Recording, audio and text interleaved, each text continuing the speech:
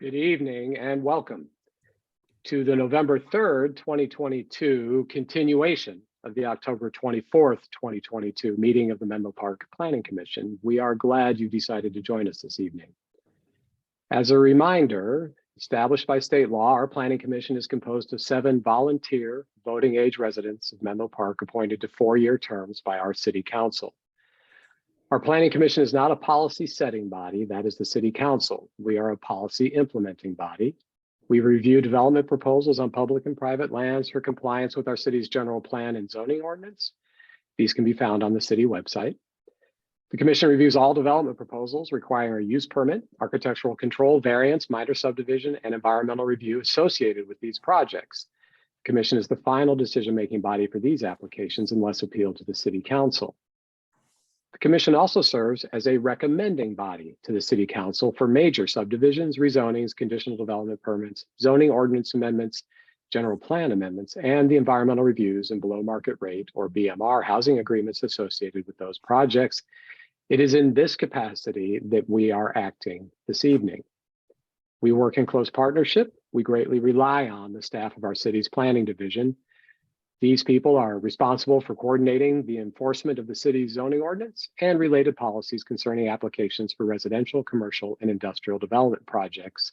We thank them for their efforts.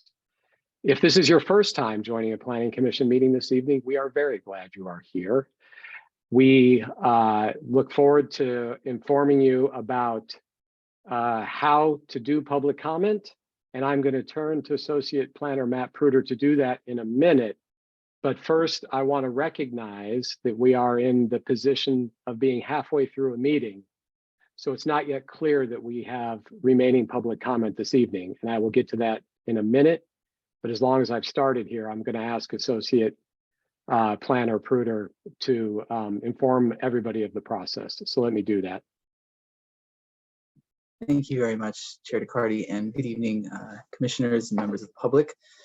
Regarding the procedures for communicating, as was done in the previous meeting that's been continued, commissioners will have their webcams on for the duration of this meeting. For those presenting on an item on tonight's agenda, we ask that you kindly turn on your microphone and webcam during your presentation for your item. A member of the staff will assign you the keyboard and mouse functions if you are displaying any presentation materials. We then kindly ask that you turn off your webcam and microphone when done with the presentation portion of your item, unless called upon by the chair. During the public comment period, in the event that public comment is opened up, members of the public will have an opportunity to share their comments or questions again by clicking the hand icon on your screen, upon which staff will be able to introduce you and activate your microphone. And alternatively, for those who are calling in for tonight's meeting, if we have the public comment period again, you would be able to press *9 on your keypad to notify staff that you have a comment. And for any members of the public who be sharing a Zoom account or a phone line with another commenter during this meeting, please inform staff at the start of your public comment, and staff will ensure that the other commenter gets a chance to speak once you finish your comment. With that said, I hand it back to you, Chair DeCardi. Thank you. Thank you, Mr. Pruder. Thank you for that. I really appreciate it. We'll turn to where we are in the process in a minute, but first, let's go ahead and take the roll so that all commissioners can announce themselves present. I'll ask you to turn on your microphone and verbally acknowledge, and working in alphabetical order, Commissioner Barnes. Mr. DeCardi, I am here and looking forward to tonight's proceedings.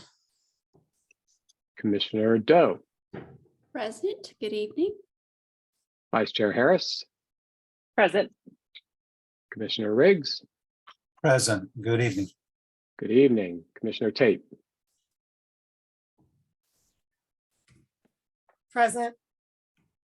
And I am Chair Chris DeCardi. My pronouns are he, him. And that has all 6 of the commissioners who were present at the beginning of this meeting present for the continuation of the meeting, which is terrific. So with that, on our agenda, as a reminder, we have already completed items C, which would be staff reports and announcements, item D, which would be public comment on any item not on this agenda this evening, and item E, which would be any items on the consent calendar. We are also now in the middle of item F, our item F1, a public hearing. I'm going to reintroduce that, and then I will explain where we are in the process and how we'll proceed this evening. For those of you who were here last time, this introduction takes a moment, so please bear with me. This is a continuation of the public hearing item F1 from the Planning Commission regular meeting.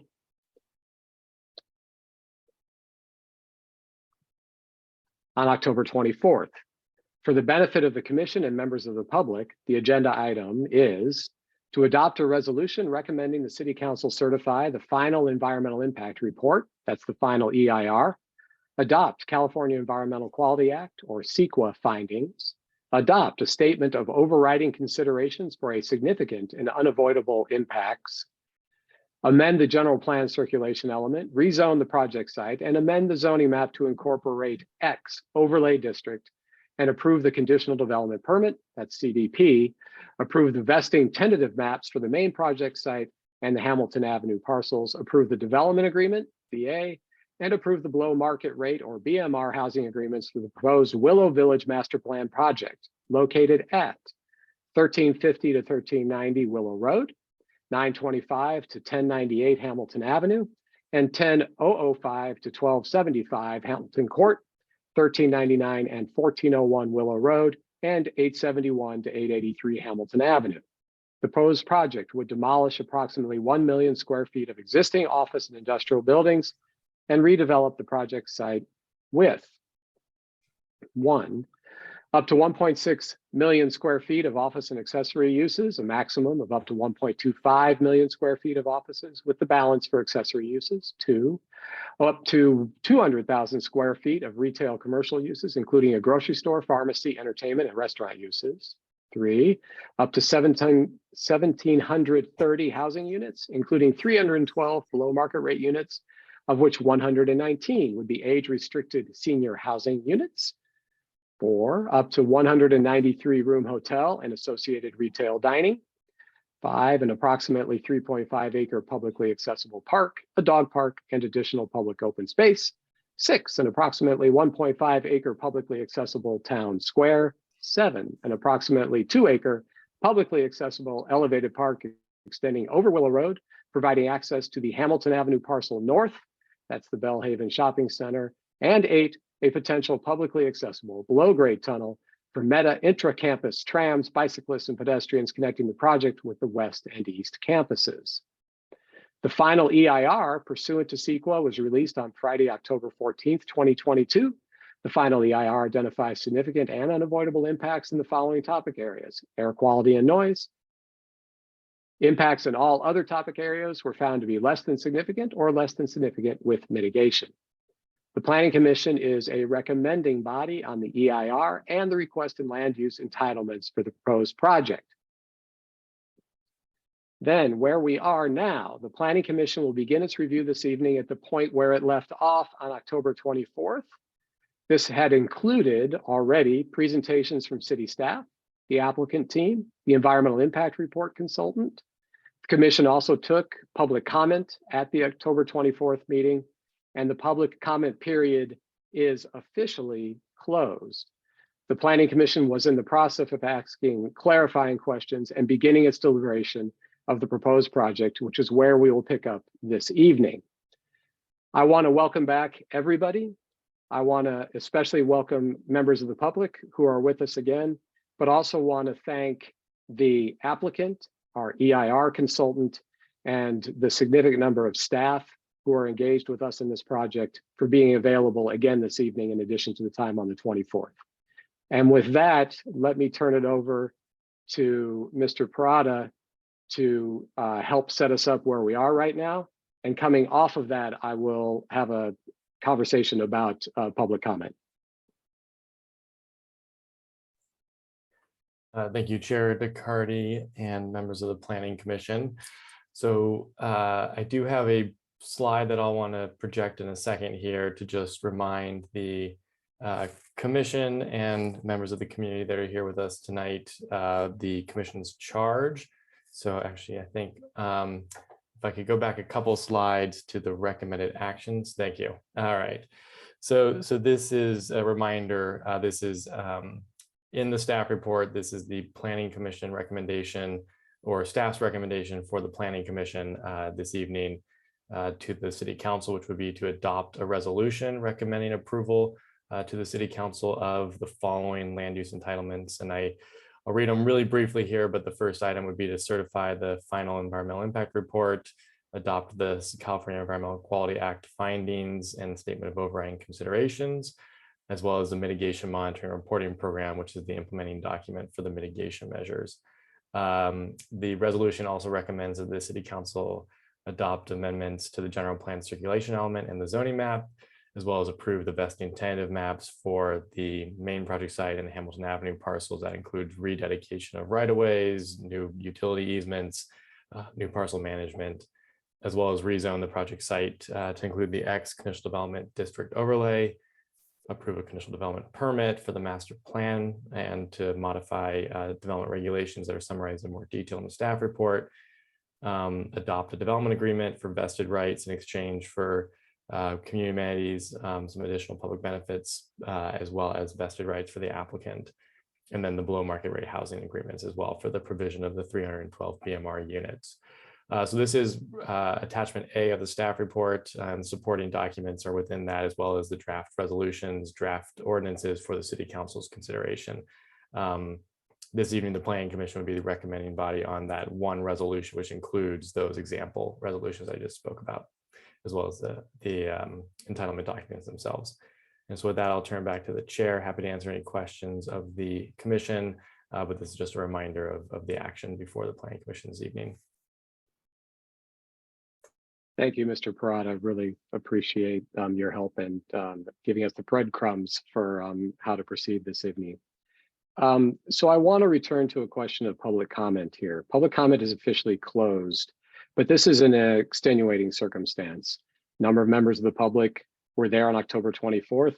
I would imagine some are not be able to join us this evening. And it could well be the members of the public who were not there on the 24th have joined us this evening. This is a significant project. It is really important for the future of our city. And I think it's important for us to find, if possible, ways for all members of the public to feel that their voice has been heard. At the same time, I want to acknowledge that as a planning commission, we have some urgency for us to be able to utilize as much time as we need this evening to potentially ask all the questions that are in front of each of the planning commission members. I'll remind the public too that the Planning Commission took extensive notes the first time around. Here are mine, identified by name and comments made. And is one of our prerogatives is to take guidance from public comment and letters and turn those into questions that we have. We in that way are channeling your interests and your voice in some ways. So with that, we are at a competing moment between interest in having everybody be heard and the necessity for us to be able to move through our deliberations to have a responsible conclusion. What I would like to do, and after having consulted with Mr. Parada earlier today, is to make the following recommendation. I would like us to reopen public comment for this item. Anybody who is here and a member of the public is welcome to speak. I would encourage all speakers to consider if they have spoken before, and if it is the same point, to recognize that we have heard you, but of course you have a right to speak. If you have not spoken, of course we encourage and would very much like to hear your perspective. What I'm going to ask at this moment is for Mr. Pruder to ask for a show of hands of people who are attendees this evening who believe they would like to give a comment or know they would like to make a comment, so we can see how many people we would have in the queue. The reasoning for this is it will determine how long we believe we can make available for each person to be able to contribute. So with that, Mr. Pruder, let me turn it over to you so we can take a poll of how many people are interested in providing public comment this evening. Thank you, Chair DeCardi. That sounds great.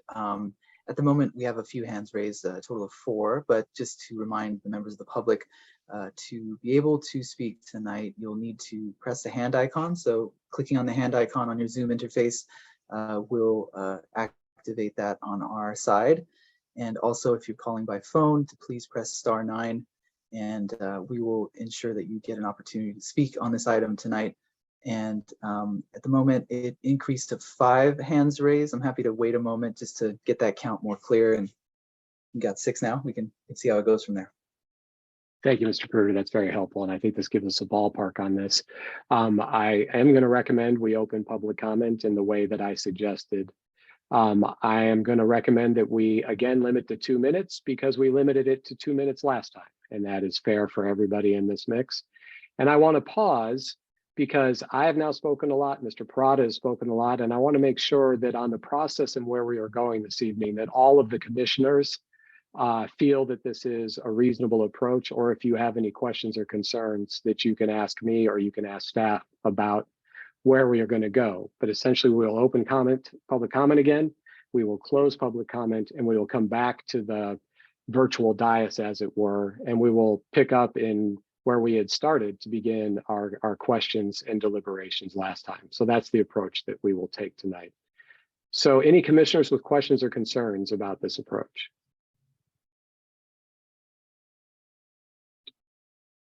Commissioner Riggs.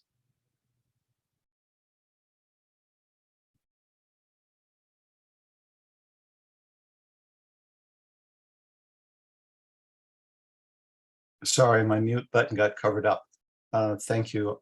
I just wanted to offer for the chair's consideration perhaps a more firm recommendation that those who spoke on the 24th need not speak this time, rather than give a person 2 opportunities to speak. It seems that anyone who has not spoken before would be most welcome tonight. That's just a suggestion. Yeah, I appreciate that, Commissioner Riggs. I'll answer that, and perhaps staff will as well. Essentially, when we open public comment, any member of the public has the right to speak. That's just the way that works in that mix. So I've given the encouragement along the lines that you've suggested, but legally, and I think also just from a matter of practice, being respectful of all interests in our community, we're not in a position to say, if you have spoken, you cannot speak again in this instance, recognizing that this is a unique situation that we've continued the meeting. If that is satisfactory, we can continue, or I can turn to either the city attorney or Mr. Parada to further explain.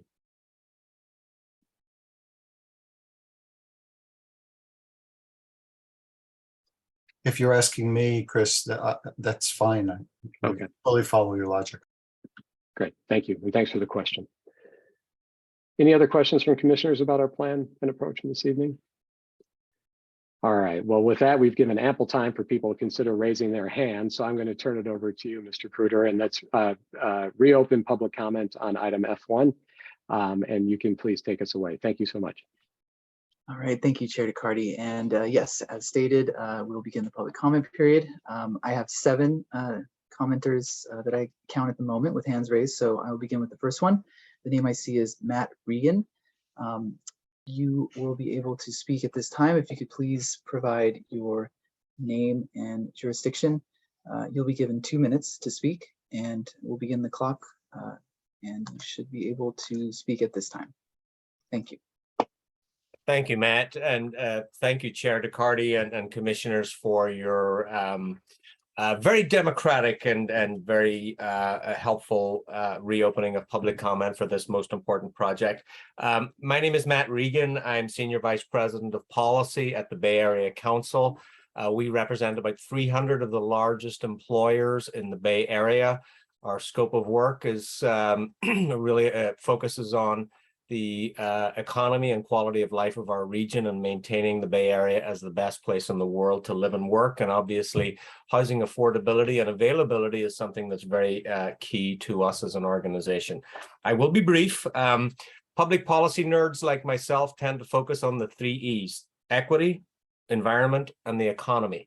And this project delivers on all 3. On the equity side, you have 320 below market rate units that will be delivered for the population of Menlo Park. On the environment, this is a classic example of closing the housing jobs imbalance, reducing vehicle miles traveled, a development that gets people out of their cars, walkable communities, transit-oriented, dense infill. And then on the economy, it's no secret that we're headed into some pretty stiff headwinds on the economy. This type of project is mission critical to keep our region's economy moving and ticking. And we urge you as an organization to support staff recommendations and move this project forward as quickly as possible. Thank you for your consideration.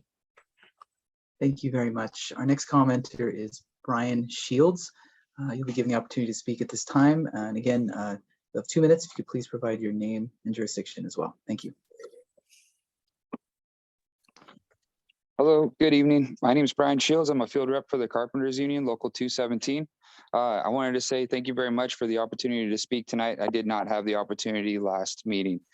The reason that I'm addressing the council tonight is to express how Willow Village is an opportunity for this wonderful city. A project of this magnitude done correctly will be an asset to Menlo Park for years to come. Some points I'd like to cover are the fact that Willow Village team has been working with the community for over 4 years to make sure that not only will the project fit the needs of the community, but the neighbors have been listened to and their voices have been heard during its conception.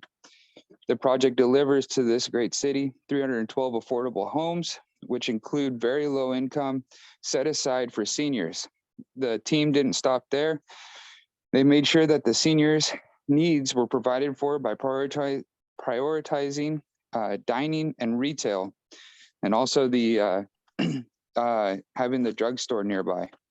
The prioritization of dining and retail provides for small businesses to find a new foothold in Menlo Park. On top of these commitments that I have mentioned, the Willow Village team has committed to using a local carpenter union workforce. When developers make commitments such as this, they are saying that they are not only invested in their development, but also invested in a community that they are building in. Thank you very much for your time.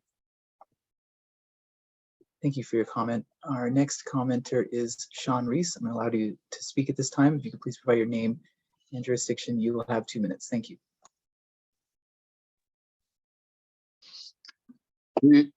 Good evening, commissioners. My name is Sean Reese. I'm a field representative from Local 217 for the NorCal Carpenters Union. I represent over 1,200 carpenters here in San Mateo, and I'm speaking to you today to continue expressing my support of the Willow Village Master Plan project. This project would create good paying jobs since it is being built with union labor and local jobs for years to come when the businesses are established, since local businesses will be prioritized for retail and dining. By building with union labor, this will give the workforce a livable wage and healthcare, 2 vitally important things in today's Bay Area economy, as well as being built with an apprenticeship trained workforce, which means the construction will be of the highest quality and attention to detail. It will give the community something to be proud of as well as useful. Willow Village will provide a convenient access for Bellhaven neighbors since it will connect directly to the retail services, making it easy for residents to utilize the new full-service grocery store, pharmacy, multiple cafes and restaurants, as well as community gathering areas like a town square. This is a perfect example of the best way to live, work, and play. I'd like to emphasize how important projects like these are. They lift up the community while we build them and sustain the community for years after it's complete. These projects, such as Willow Village, are important to us in labor because they support workers and raise the floor on standards, all while improving the neighborhood's way of life. In closing, I support this project because I support my community, and I hope you will too. Thank you for your time. Thank you very much. Our next commenter is Alexander Melendres. You are now able to speak. Please state your name and jurisdiction. You have 2 minutes. Thank you. Hello, Menlo Park Planning Commission and city staff. My name is Alex Melendres, and I am the organizing manager for Peninsula for Everyone, a chapter of EMB Action. I'm here in strong support of Willow Village, and I could honestly talk about things like RENA or housing element, but I realized something. I don't think I've ever seen a project that has ever added this amount of housing for people in one proposal. This is one of our endorsed projects for a reason. it would provide a significant amount of homes to solve our housing shortage. It would also be one of the widest variety types of housing that I have seen in both makeup and affordability. You know, you'll get those deeply affordable, extremely low income homes, and those are the hardest to build. They can help our vulnerable community members, and you're really opening up a new community for those folks to stay in Menlo Park. That's inclusion and that's diversity. So please approve this proposal, and I thank you for your time. Thank you very much. Our next commenter is Steve O. I'm going to unmute you, and if you please provide your name and jurisdiction. You have 2 minutes. Thank you very much. Hi, everyone. My name is Steve Olivares. I'm a carpenter at Local 217. I'm a journeyman carpenter, came up to the apprenticeship, and I'm excited about this development going up in Menlo. You know, it'll provide a lot of work for the next couple of years, building and the construction, and also sustainable work that's going on, you know, in the community. You know, it's exciting to have work going up nearby where I live, and also to be able to show my kids what we do, you know, and leave my mark in the community. And, you know, it's an exciting development that this is proposed. Thank you. Thank you very much. Our next commenter is Ken Chan. I'm going to unmute your microphone as well. You can speak at this time. Thank you very much. Good evening, members of the Menlo Park Planning Commission. My name is Ken Chan, and I'm the senior organizer with the Housing Leadership Council.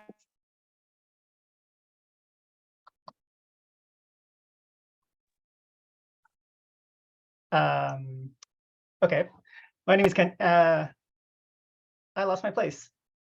I apologize. I had made a mistake, I think, by muting. So if we could have that start over at the 2 minutes. Sorry, Vaughn. No worries. All right. Good evening, Menlo Park Planning Commission members. My name is Ken Chan, and I'm the senior organizer with the Housing Leadership Council, San Mateo County.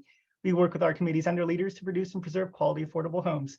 I'd first like to express our appreciation to staff for all their hard work in putting together their report regarding this proposal. And on behalf of HLC, I'd like to reiterate our support for the Willow Village proposal. Of the 1,700 plus homes, a total of 312 will be affordable. Also important, 119 of these homes will be set aside for your senior community members at both the VLI and ELI levels, and to be constructed by an affordable housing developer with 40 plus years of building and operating affordable homes throughout this region in Mercy Housing. These homes, combined with the newly proposed $5 million in additional funding for affordable homes for your residents in Menlo Park, can provide your city with the much needed relief against the jobs housing imbalance. We urge you to take all the needed steps tonight to push this proposal forward so that it may become reality for all of your Menlo Park community members. Thanks so much. Thank you very much. Our next commenter is Ali Sapperman. I'll allow you to speak at this time. Thank you. Hi again, commissioners. My name is Ali Saperman. I'm speaking again here tonight on behalf of the Housing Action Coalition in strong support of the Willow Village project. Just once again, want to echo previous comments and also highlight that it's really important we move this project forward without any further delays. It's been considered for going on 5 years now, and we have to make efforts to produce housing and not continue to be behind in producing housing stock. And this project does an incredible job doing that, specifically increasing the city's affordable housing stock by 60%. It's an incredible project, really important that we don't block housing. Please move the staff recommendations forward without any delay. Thank you. Thank you very much. At this time, we have 2 more commenters with hands raised. The next is Jordan Grimes. I'll allow you to speak, and you may begin now. Thank you. Great, thank you so much. Good evening, staff and commissioners. My name is Jordan Grimes. I'm the Peninsula and South Bay Resilience Manager for Greenbelt Alliance. We're an environmental nonprofit organization dedicated to helping create climate resilient, sustainable communities throughout the Bay Area. And we are strongly in support of Willow Village. The Willow Village project is a huge boon for both Menlo Park and the region at large. Menlo Park is badly in need of dense infill housing, and Willow Village provides that in spades. We are particularly excited about the high number of extremely low income units and the use of union paying labor with living wages for workers. On the sustainability side, include amenities like the grocery store and community serving retail will be a huge benefit to all in Menlo Park and help reduce vehicle miles traveled. As will the new walking paths and bike lanes. The 2-acre park and significant new green space is deeply important as well. I'd note that per the Healthy Places Index, most of Menlo Park has between a 15 to 30% tree canopy coverage, while Bellhaven is at just 7%. And then lastly, I want to remind folks that UC Berkeley's local climate policy tool shows that increasing the city's supply of dense infill housing is the single most effective strategy Menlo Park can employ to reduce greenhouse gas emissions. So ultimately, this is a really strong project, and we at Greenbelt Alliance urge your support. Thank you so much. Appreciate your time tonight. Thank you very much. Our final hand raised this time is Colin Bookman. I'll unmute you and you may begin to speak at this time. Thank you. Hi, Menlo Park City Planning Commission. I'm Colin Bookman, a resident of the East Palo Alto Cavanaugh neighborhood and directly next door to this development. I gave prior comment but wanted to reaffirm an urging of this council to approve the project and prevent delay.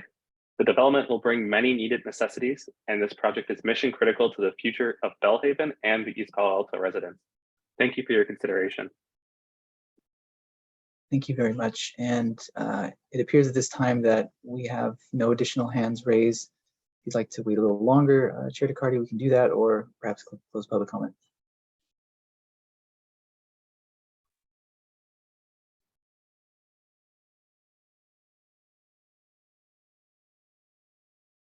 Let's just pause for a second.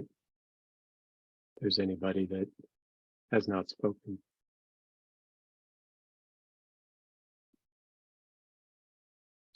All right, any more hands, Mr. Pruder? I do not see any additional hands. All right, so we will close this second public comment period on this item. And we are now in the portion of the proceedings where we are coming back to the virtual dais. We had begun some of this conversation last time. As a reminder, we've got a layout from Mr. Parada. We've got a slide. We can pull that slide up anytime so that we remind ourselves every item we need to take action on. It's also available in our materials. With that, let me turn it over to any commissioner that would like to begin.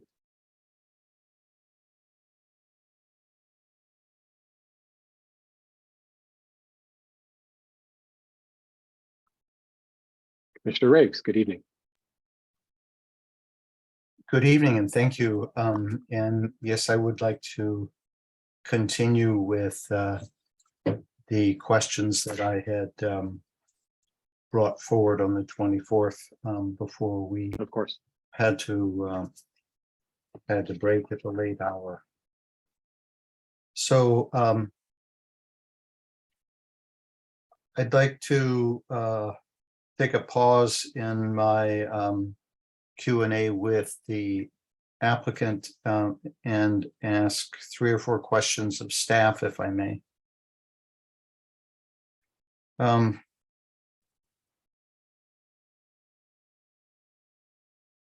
So first, I would just like to clarify, and this is for the public as much as anything. We refer in the approvals to up to 1,730 housing units and up to so much retail square footage and up to so much of grocery store and so forth. And the up to does leave one asking, does that mean that potentially, say, 50% of these maximums could be built? And that would satisfy the agreement. So I seem to recall there is a minimum percentage on these agreed to numbers, and if staff could just clarify.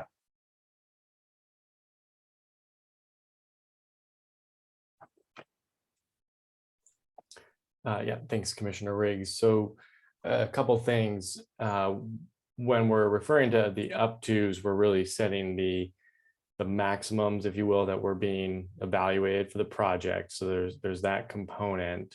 In terms of if something wasn't built fully and whether it satisfied the agreement, I think the question would be what items specifically we're looking at there in terms of the development agreement. And if it's a negotiated community amenity, that's a different story than if a certain item or a certain number of square footage of retail or office or housing units aren't built, then there's a different process through the conditional development permit for potential modifications that would be needed for the overall project. So there's a couple different things there. So maybe a little bit of clarification would help in terms of the agreement component. Yes, perhaps I'll be more specific.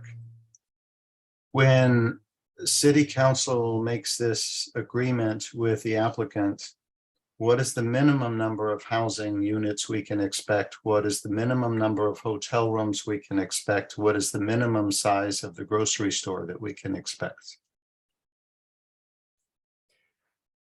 Sure. So let's see. We can start with the grocery store. So the grocery store itself doesn't have a minimum size component, but it has parameters in terms of it needs to be effectively a full service grocery store. So there are certain things that it would have to meet.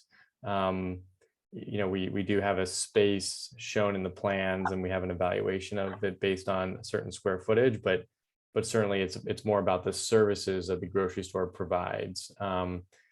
So if that kind of helps, it's meant to be a full service grocery store. So the square footage may be able to vary with the grocery store, but it's really about the services it would provide to the. How about the hotel rooms? The hotel rooms themselves. So we studied 193. That is an item that it is not in the DA that it has to be built. There is a component of the project that includes the hotel, but certainly the hotel, if it's not built, that would go through its own process for that space if it would be used for something else. I think the key, you didn't ask this question, but just to add to that, the hotel in the DA, though, there is essentially a gap funding. If the hotel isn't built, that there would be funding provided to make up for the difference in revenue, not the total transit occupancy tax, but rather the cost of the city in terms of creating a balanced fiscally project. So there's a gap funding payment if the hotel is not built in a certain time frame, and that would run for the term of the DA. So I think it's evident from the fiscal impact analysis that the city is counting heavily on the construction of the hotel fiscally. This project goes from a fiscally beneficial project with the hotel to something rather different without the hotel.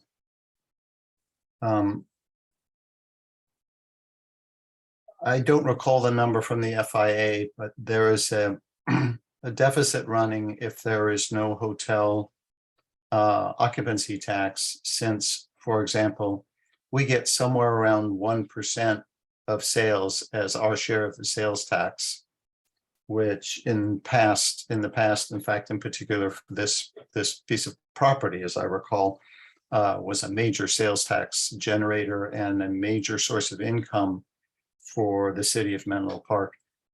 Whereas hotel tax is approximately 12 times that impact. If you sell $100 worth of widgets, we would typically get $1. If you rent a room for $100, we get $12, as I recall. So the hotel is significant. Am I correct that the gap funding is designed to cover for a term of several years, after which the project would, if there were no hotel, after which the project would revert to a net cost to the city for the increased services for the FIA. Does that sound right? So the gap payment that you're referring to would commence and it would go for a period of years until the the hotel is constructed. If at some point the hotel is not constructed, though, there would need to be a reevaluation through the city staff and the applicant on the use of that space, and then potentially a continuation of the gap payment, depending on what the use of that space is. If it doesn't become a fiscally net neutral effect to the city, so the gap payment is intended to get to that net zero, where the costs and revenues, are zero for the project impact to the city. Do we think of this project as a 30-year project or a 100-year project, given the infrastructure involved? Well, when it comes to the hotel and the overall project, I mean, it's a very big investment and has a net effect on us. Are we thinking of this as a 100-year project? I mean, generally, I think quality buildings are still around after 100 years. Or are we thinking of it as a 30-year project, and after that we don't look further? I'm just kind of curious. It never occurred to me to ask that before. Well, that's a good question. I mean, a couple of things more near term. I just want to stress a few things. Like the DA term is 10 years up to 17, as if things are moving along and certain milestones are met in terms of construction. So one thing to keep in mind when it comes to the duration of the project is whether it's a duration from year 1 today or year 17 when things might be finally built out. If the construction timeline is started and then there's an extension for the 7 years, due to the kind of ongoing construction. So the final year could be different. If you're looking at 50 or 55 years, I think is a metric that I often hear, from first start or from the last year. It could be anywhere between 50 plus years. But to answer your questions, I mean, I think we would consider it a long-term project, not 30 years necessarily, the way we're looking at it. Okay, so the DA is 10 years. Unless the project construction is not completed and the applicant files for an extension up to 7 more years. But if, as one would anticipate, the office buildings are done, which sort of requires that the retail and the housing are done, then it would get its certificate of occupancy perhaps in, say, 4 years. The DA would run out in 10 years. And then thereafter, without a hotel, this project would be a burden on the city, net fiscally. I'm just trying to frame this long range so that it's so nice to think that, oh God, we're going to have a hotel, 193 rooms. The numbers are already clicking in my head at $400 a night. And we get 12%, and they're going to have 82% occupancy. And I've already spent the money. Yeah, I think I can start, and I do see the applicant's hand is raised. So I'll turn it over to the applicant as well, if that's okay through the chair to answer the question. But to start, that's part of the importance of the gap payment, is to ensure that if the hotel is not built during the term of the DA, there's not a net fiscal impact negatively to the city. If the hotel is not built after a certain period of time, and I don't have it up in front of me, but I can pull that up in a few minutes, there would be a need for the city and the ownership of the project to meet and confer and determine what the use of that space could be. And then upon that, there'd be an evaluation fiscally. So that there could be a need for some additional payments at that time. We'd have to look at it, but there would be a need to do an evaluation if there isn't a hotel and if the use that is proposed in the space doesn't generate revenue to cover the cost to the city. Are you saying we would have leverage over the project to negotiate extended gap payments? It surprises me a little bit, because if I were the applicant, I think I would work very hard to make sure I didn't leave that book open.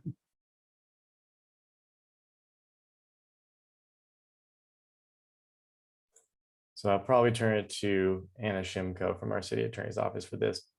Oh, thank you. Thanks, Kyle. Hi, Anna Shimko from the City Attorney's Office.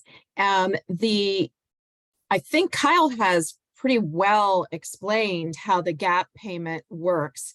It goes into play after the third office building certificate of occupancy, and it's the third office building that simply replaces the number of workers that are on site now. But at that point, if the hotel has not been started, then the gap payment will go into effect to cover the gap that was indicated, as you said, Commissioner Riggs, in the fiscal impact analysis. If within 2 years after the last office building is built, the hotel has still not been built, then there is a meet and confer process between the city and the applicant to try and determine an alternate use for that parcel that the hotel was to be developed on. And so at that point, the parties would be discussing what's going to happen there, what it means fiscally, and I believe you had it correct, that the gap payment goes for the life of the development agreement, which is likely to be 17 years. Oh, I'm sorry. I misunderstood. I thought it was 10 years unless the project is not fulfilled. It's 10 years subject to an extension, and given the large nature of the project, it seems quite likely, although you can certainly ask the applicant, that an extension would come into play, and therefore it would be 17 years. All right, so relying for a moment on that likelihood, the city would then be in a position to ask for continued gap payments. And then at the end of 17 years, there's a meet and confer. Does the meet and confer define the goals as continuation of the fiscally balanced project? Or is it just we get to figure it out at that point? It's pretty much we figure it out at that point, but the purpose is to discuss a potential alternative, productive, beneficial use for the parcel. And I will note, however, that even if there is no extension of the development agreement, we got the developer to agree that if the gap payment is in place and the development agreement terminates for any reason, either because there's no extension or because it otherwise terminates, the gap payment would continue for the full 17 years. Oh, okay, that's great. And then after 17 years, given that we're looking ahead to, I guess in an actuarial manner, 55 years, but I would imagine this project and its infrastructure, once built, is good for at least 100 years. I hope so. The investors probably hope so. What about year 18? Do we still support fire service, and we still support sewer and water and libraries and recreation and parks? So say, for example, the beneficial use that is recommended by the applicant for the vacant hotel site, should that happen? And I personally don't think it will, but I feel it's fiscally responsible to ask. Say the beneficial use would be a active park for, say, targeted for adolescents. That would not only provide a positive use for a wide variety of people, including the neighborhood, but it would also reserve the land with no foundations for some future decision down the line. But by declaring it a park, I could settle the use with the city, because nobody wants open-ended commitments on the city. So what would happen if that's my recommended beneficial use, as an active park? I do want to note that it wouldn't be at the end of the term, most likely, depending on how long it takes to develop, but it's 2 years after the final certificate of occupancy for the last office building, the 6th office building, that we'd be having that conversation. Okay. If, however, we get to the point that the hotel hasn't been developed, We've been receiving the gap payment and the 17 years is up. And if we don't have another use, then it would be status quo at that point. If, per your example, we had a use that did not support a lot of revenue, honestly, my expectation is that that is something that the city would take into account in discussing with the developer what that alternate use might be. And if we were going to allow an alternate use that did not fill that gap, how the gap would be filled. But there's no guarantee at this point on that. And we wouldn't actually have in writing a point of leverage to make sure after 17 years that we filled the gap in fiscally. There's nothing in writing on that at this point, correct? All right, just fair to understand the recommendations, and thank you for your knowledge and detailed explanation. Thank you very much. Sure. So my next question would have to do with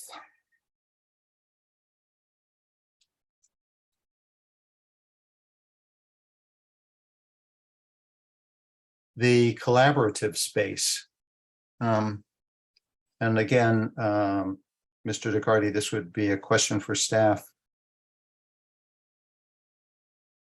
Are we counting this collaborative space as office space?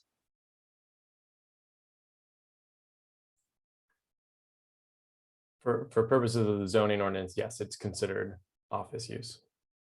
All right, and for purposes of generation of housing and traffic impacts as well. Yeah, the analysis was based on the square footage of office and also took into account employment within the office campus district. Okay, thank you.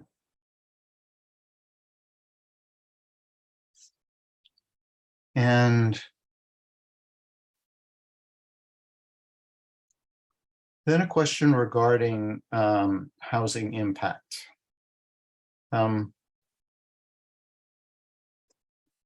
If we were to look at the previous 3 projects approved, and I'll see if I get my numbers right. I think it's buildings 20, 21, and 22. Along with the, what is it, 1.3 million square feet of this project. Is that, I didn't pull my numbers together, but is that somewhere around 3.2, 3.3 million square feet? I think that's a question for me, so I'll start. Yes.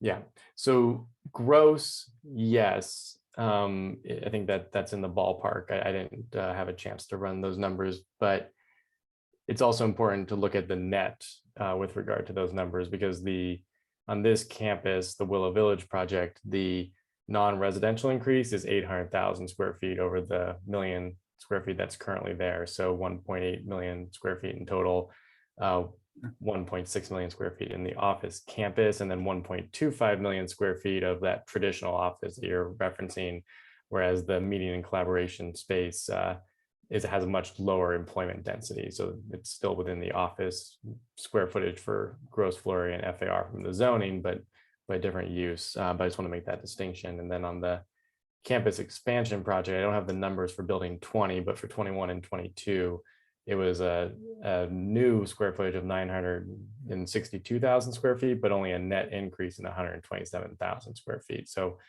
there's a net and a gross component there, but in terms of the gross, it's roughly in that 3 million square foot ballpark. Okay, well, it's more fair to talk about net. So it sounds like not counting building 20, we're in the million square foot range. And then building 20, was that a 500,000 square foot building? And I absolutely cannot remember what was there before. Yeah, it's about 500,000 square feet, and I was trying to do that research, and I don't have the existing numbers. They were, it was an increase in square footage. I can, if you give me a minute, I can find it, but it's about 500,000 square feet for that building itself, but the net I don't have off the top of my head. All right, so it's somewhere between 1 million and 1.5 million square foot net increase. Say let's just wildly pick 1.3. How would we figure housing demand on 1.3? Is that's seem to remember something over 2,000, but I have not done the math anytime lately. Yeah, so we did prepare a housing needs assessment for the Willow Village project, and we did also prepare a housing needs assessment for the campus expansion project. So I think we can talk about those numbers to answer your question here. For this project, with the overall project, not just looking at the commercial non-residential component, it does create a net increase in housing demand of 2,545. Actually, I say gross increase of 2,545 units. When you look into the increase in employment on the project site, which is the office employment, but also employment in on-site services and the residential kind of operations, management, maintenance, hotel, retail, and then even off-site employment to support the project. That could be anything from additional doctors in the area to other services offsite. So with that, you see a housing demand from this project of 2,545 units, some of which is captured back by the project, but that's the gross demand in the region. For the campus expansion project, with that, and I do have that number, with the change of use from lower intensity uses to office and the net increase, that resulted in housing demand in the region of 3,638 units based on for the campus expansion project, and that's in that HNA for that project. All right, so we have right around 6,000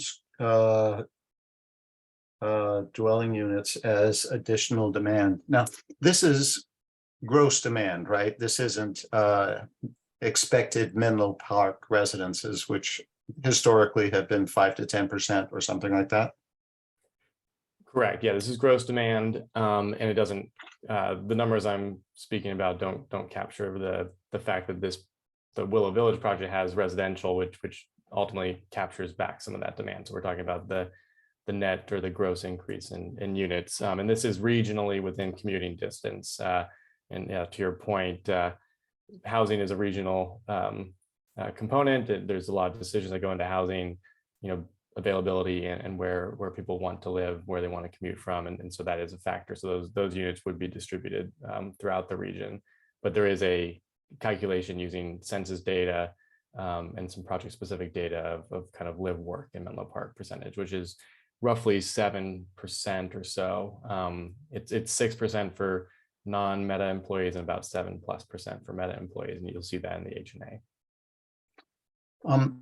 Stepping back for a second, I've seen in a couple of emails the reference to a net housing deficit of 800 units as a result of the Willow Village overall project, between the office space, retail, and then, as you note, the flip side of providing 1,704 up to 1,730 units of housing. Is that 800 based on the 2,540 minus 1,740? Is that where people are coming up with that? It is the 2,545 units in the region, minus the added housing supply that the project contributes to 1,730. So that's how you get the regional deficit of 815 units. Keeping in mind that that's distributed throughout the region. Right. So I just wanted to clarify that, since it's a number floating around, and I would like to, just pick one metric rather than cherry pick. And so we'll look at the regional demand of approximately 6,000 that we just came up with between Willow Village and the East Campus. So I raise this because we are no longer able to count demand within our city and housing in our city, even if we wanted to. We now live in a development world defined possibly more than anything by RENA. RENA turns it back around to us and says, well, Menlo Park people may not be living in your town, but you're generating the jobs. You're part of the regional mess, and you will come up with your share of housing. So in effect, it gets turned right back to us, whether it's regional or not. So I can fully understand why our RENA numbers don't just grow by 20% per cycle. They might triple or quadruple, and I don't remember what the big jump was for this coming cycle. So I'm going to leave that subject for the moment, noting that Facebook Meta has basically established in the range of a 6,000 unit dwelling unit load as a result of development, if you include Willow Village. I saw in a correspondence a somewhat larger number, and so I think this disputes that.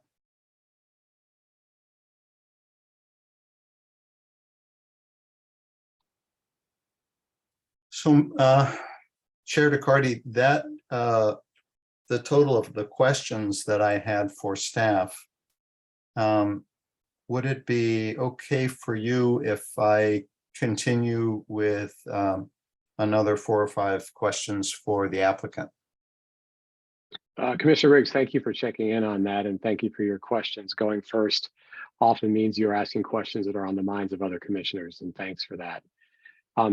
I think I will leave this to your discretion and just note that we began at about 20 minutes to the hour this portion of the discussion this evening, and our goal is to be done at 11 p.m. And I think all commissioners have to use their discretion about the total amount of time that they utilize.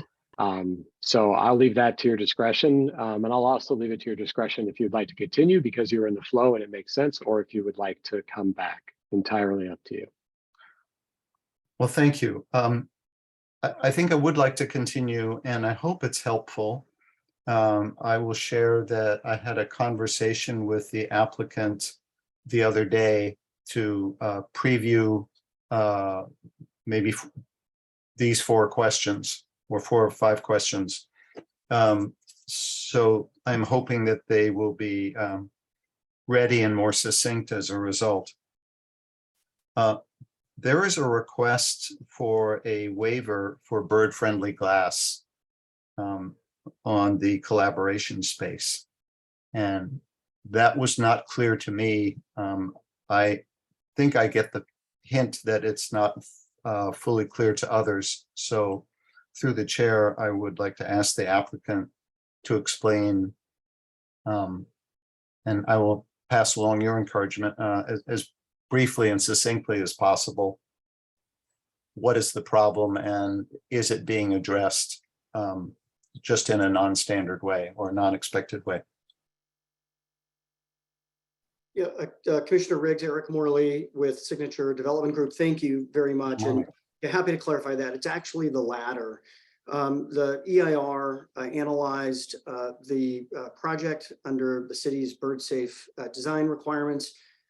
We have spent considerable time with the entire project, highly focused on bird-friendly, bird-safe design, working with expert biologists and also under the guidance of the American Bird Conservancy, the leading expert in bird safe design. So that has guided. The EIR also looked at the city's bird safe requirements. So under CEQA, it analyzed bird safe design and concluded that with the proponent, with our project measures, as well as mitigation measures, that impacts would be less than significant. But you're correct. It also looked at the bird safe guidelines of the city. And it's important to note that the city's bird safe design requirements, they contemplate waivers. So they allow for and contemplate waivers. And it's essentially, if there is a certain aspect of the guidelines that not one size doesn't fit all, and not all bird safe approaches fit in every instance. So when there is a waiver, it's also coupled with an alternative measure. I should note that there is not a waiver for the glass component of the atrium. 100% of that will be fritted. There are certain areas where we have alternative means. So your ordinance allows for waivers, contemplates those, and then there's essentially an alternative means or method that we're implementing. And so the EIR reviewed that. That was peer reviewed by the city's consultant and concluded that with those alternative measures, such as additional fritting, fins, other component features, that those impacts would be less than significant. All right, thank you very much. That resolves it for me. And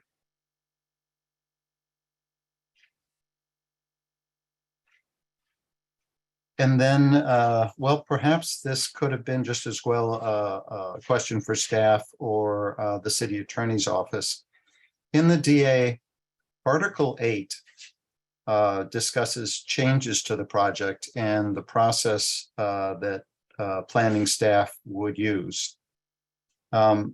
Deviations, I think, are in Article 8. Section 8.5 of Article 8. But in general, it's certainly of interest to this commission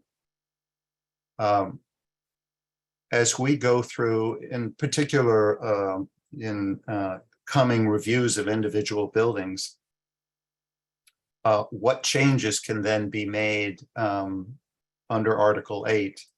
And I say this based on experience with much smaller projects where sometimes the changes are something that would have altered the approval of a design review, for example. So perhaps they also have an effect on the master plan. So I would be curious through the chair to know how the Article 8 changes would be administered and whether Planning Commission would be involved.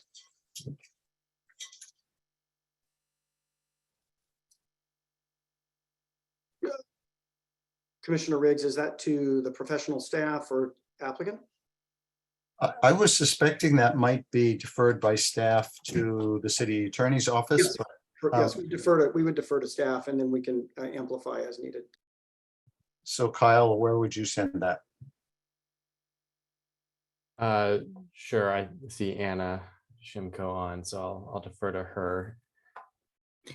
Sure. So Article 8 allows for administrative amendments of project approvals. And I believe our expectation was that what's set up in Article 8 is very similar to what would typically be done on the ground and under your code anyhow, is that if there is a minor modification to a project approval that substantially conforms with the material terms of the development agreement, the city manager's office has the ability to determine that that's an administrative amendment, which means that the city manager's office, the city manager, also has the opportunity to decide that it is not a minor amendment and that the project approvals have to be altered in the regular course of action, which would include the Planning Commission. So Kyle might be better able to speak to how this process typically works if you don't have a development agreement, but pretty much everywhere that I've encountered, it's very typical to have small changes in circulation patterns or the location of buildings, landscaping, etc., that as those things evolve, there's the possibility for staff to give administrative level approvals. And that's what's intended there. All right, thank you very much. That gives us a parallel. Sure. And if I can add, so for this project specifically with the application of a conditional development permit, there is also Section 8 in the CDP that identifies certain processes for different levels of changes to the proposed project, whether they're staff level or notification of the Planning Commission, or Planning Commission review of a revision, or ultimately an amendment. So there is a different hierarchy set up to be more clear for this project. We've used similar process for changes on other CDPs, and then found the implementation to work pretty well. Right, I was thinking of 1300 El Camino, for example, Springline. So that makes sense.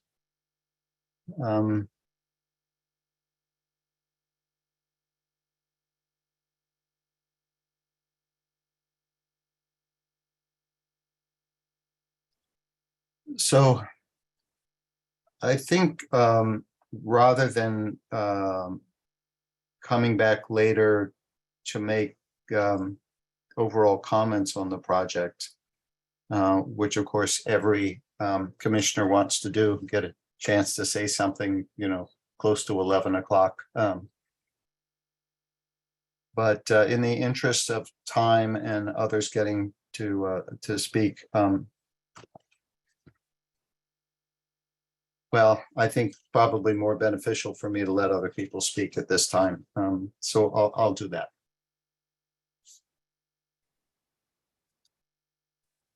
All right, thank you, Commissioner Riggs. Other commissioners with questions or comments? Commissioner Doe. Thank you, Chair DeCardi, and thank you, Commissioner Riggs, for your always excellent comments. I just wanted to first really quickly thank you to the project team and staff and community members that have been working for 4+ or 5 years to create this project, and that in so many ways answers the community needs. I acknowledge humbly that I am joining the process at the very end, and will do my best to honor what I have heard and all the work that's gone into the process. So as we saw last time, the design of the buildings and the spaces between buildings is very well and thoughtfully designed for humans. It's architecture at its best, and we've heard loud and clear community members really want and need in this neighborhood the full service grocery store, pharmacy, dining options, and housing, in particular affordable outdoor space, and the job opportunities. That said, thank you all for your patience with my questions. So I wanted to just piggyback off of Commissioner Riggs' question about the housing and in the development agreement, the up to language, and I think staff very well covered the hotel and the grocery store, but I might have missed your reply to what up to meant in the context of the housing units. If there was a, I might have missed the reply to that aspect. If I could address that question to Planning Manager Parada. Yeah, thank you for the question. So the up to is certainly the maximum 1,730 units that the project is held to. There are requirements though in terms of the phasing that's in the development agreement to require certain amounts of housing units as the project progresses. So I think that is the key to answering a lot of the questions here is while there's not necessarily a minimum requirement. There are minimum requirements for certain phases in order to move to the next office building. There's a specific number of housing units that have to be under construction. There's timing for community amenities like the grocery store in terms of its timing for construction and completion of the space in relationship to the office building. So that is an exhibit to the development agreement, and I'm just working on getting to it right now. It's Exhibit D. Thank you, Anna. So yeah, Exhibit D to the development agreement does show the phasing in more detail that the development agreement would hold the applicant to for the project. In terms of if you look, it's on page 342 of the packet in the PDF. I think that's probably an easier way to navigate to it. Kind of really identifies the timing for the office buildings in relation to milestones about completing certain components of the residential.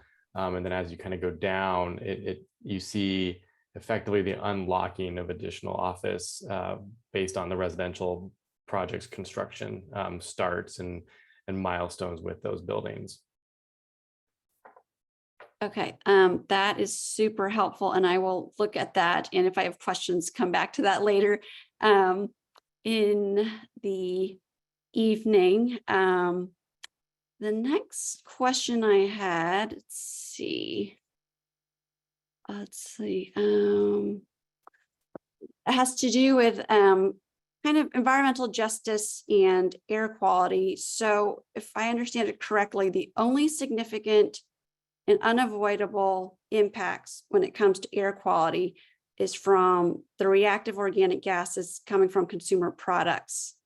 And the air quality impacts resulting from construction and increase in traffic are less than significant with mitigation. Is that correct? With relation to air quality, correct. But even though they're less than significant with mitigation, in absolute terms, I'm imagining that there's still an increase of stuff in the air resulting from construction and more cars on the road. It's just that according to the EIR, it's less than significant. Is that? So yeah, it's a great question and good to clarify. And we do have our environmental consultant who can speak to this in more detail if needed, but effectively, yes, the thresholds of significance are not exceeded for, excuse me, hang on.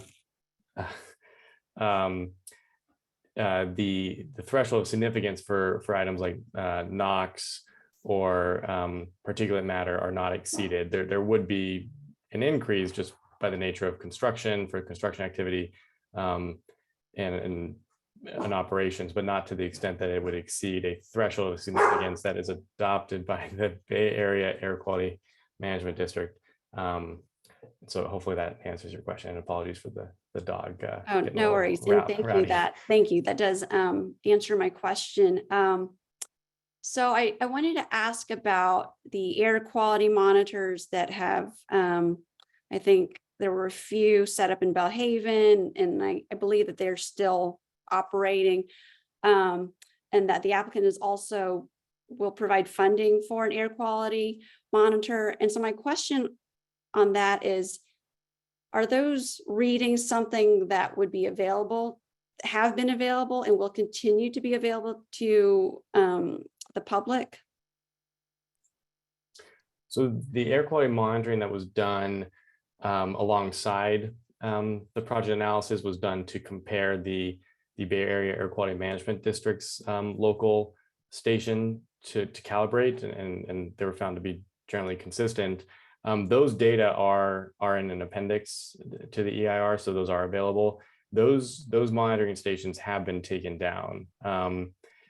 In terms of the future, there is a development agreement component regarding funding for an air quality monitor and a noise monitor to be located in the Belhaven neighborhood. And will those be available to the public maybe in a more accessible way?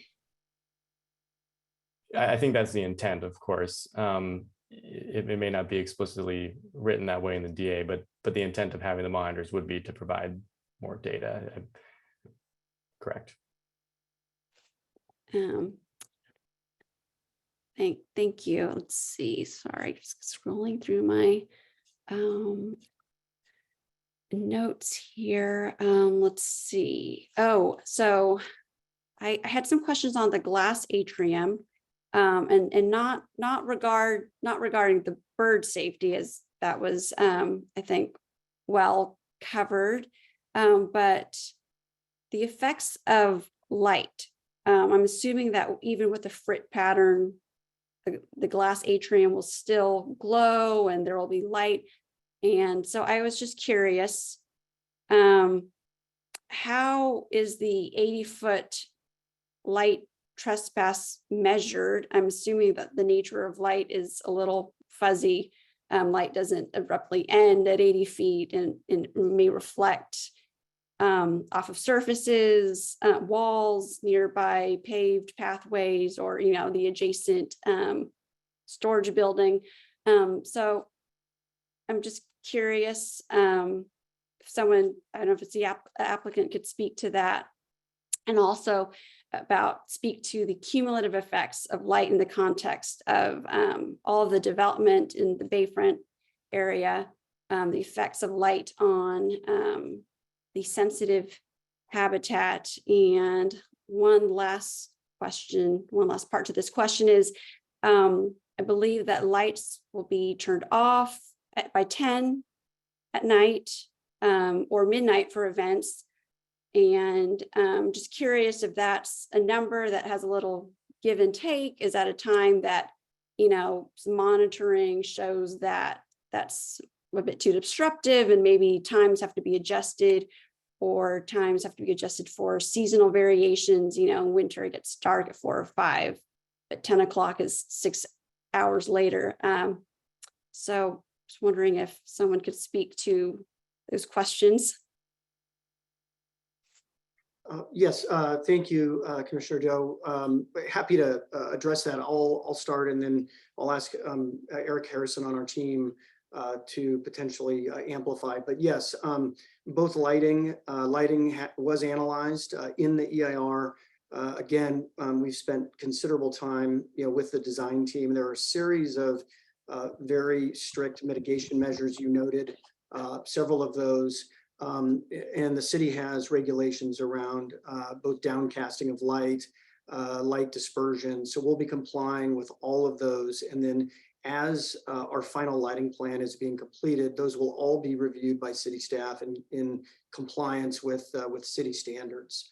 I'll defer to Eric Harrison on our team to comment as well, but we'll just note that the EIR did analyze the effects and with the measures that we're incorporating as project features, as well as mitigation measures, those any impacts would be less than significant. But Eric can add if needed.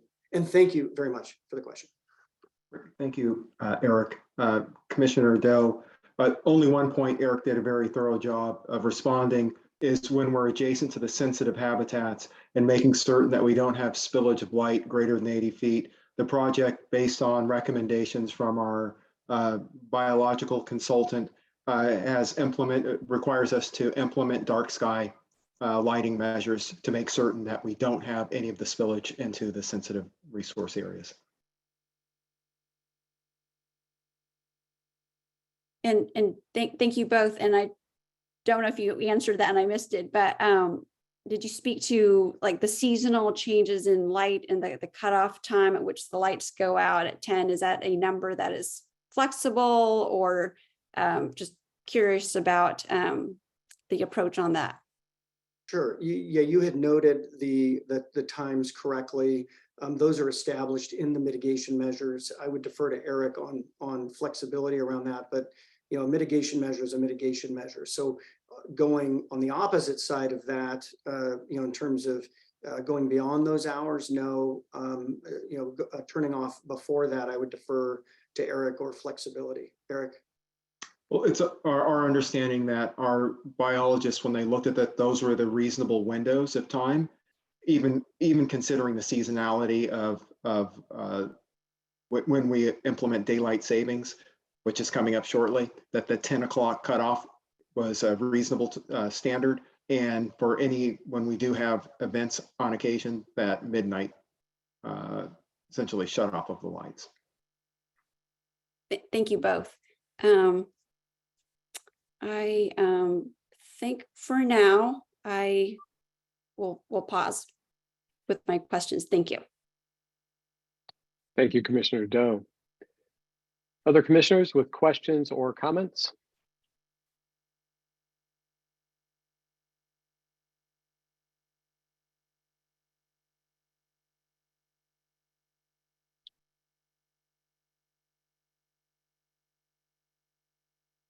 Vice Chair Harris.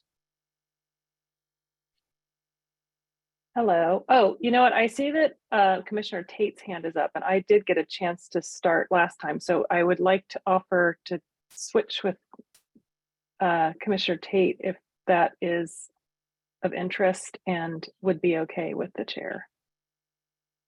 It's fine with me. Commissioner Tate, would you like to go before or after Vice Chair Harris? I can go now, and it sounds like the other commissioners left it hanging and be able to come back, so I'll probably do the same. Sounds good. So I want to go back to some comments that we heard the last time, and that's around construction, the times, and how we can mitigate the disruption that it'll be for not only Belhaven, but for our neighbors in East Palo Alto, with construction lasting for years, and essentially just having a small window on Sunday to rest and have quiet. The construction hours are far too long, and hopefully, again, we can try to mitigate that some kind of way. So I'm just curious to the applicant whether or not this has been considered, and the disruption that it will cause here in the neighborhood surrounding, and for the considerable amount of time that it's going to be under construction. And so that's one question I have. And also in that same kind of vein as construction, is whether or not there's any way to start phasing in the grocery store and some of the housing much earlier in the project. As we've heard, most every commenter mentioned something about housing, and that is something that is near and dear to all of us on the commission also. And it would be great if we could get some housing and the grocery store, which are dire needs for the community, up and running sooner than what is phased for like 2 or so years out to start building housing. I think that was what was said last meeting. So that is to the applicant through the chair. Thank you, Commissioner Tate. I'm happy to take the first one and then talk a little bit about grocery store and housing.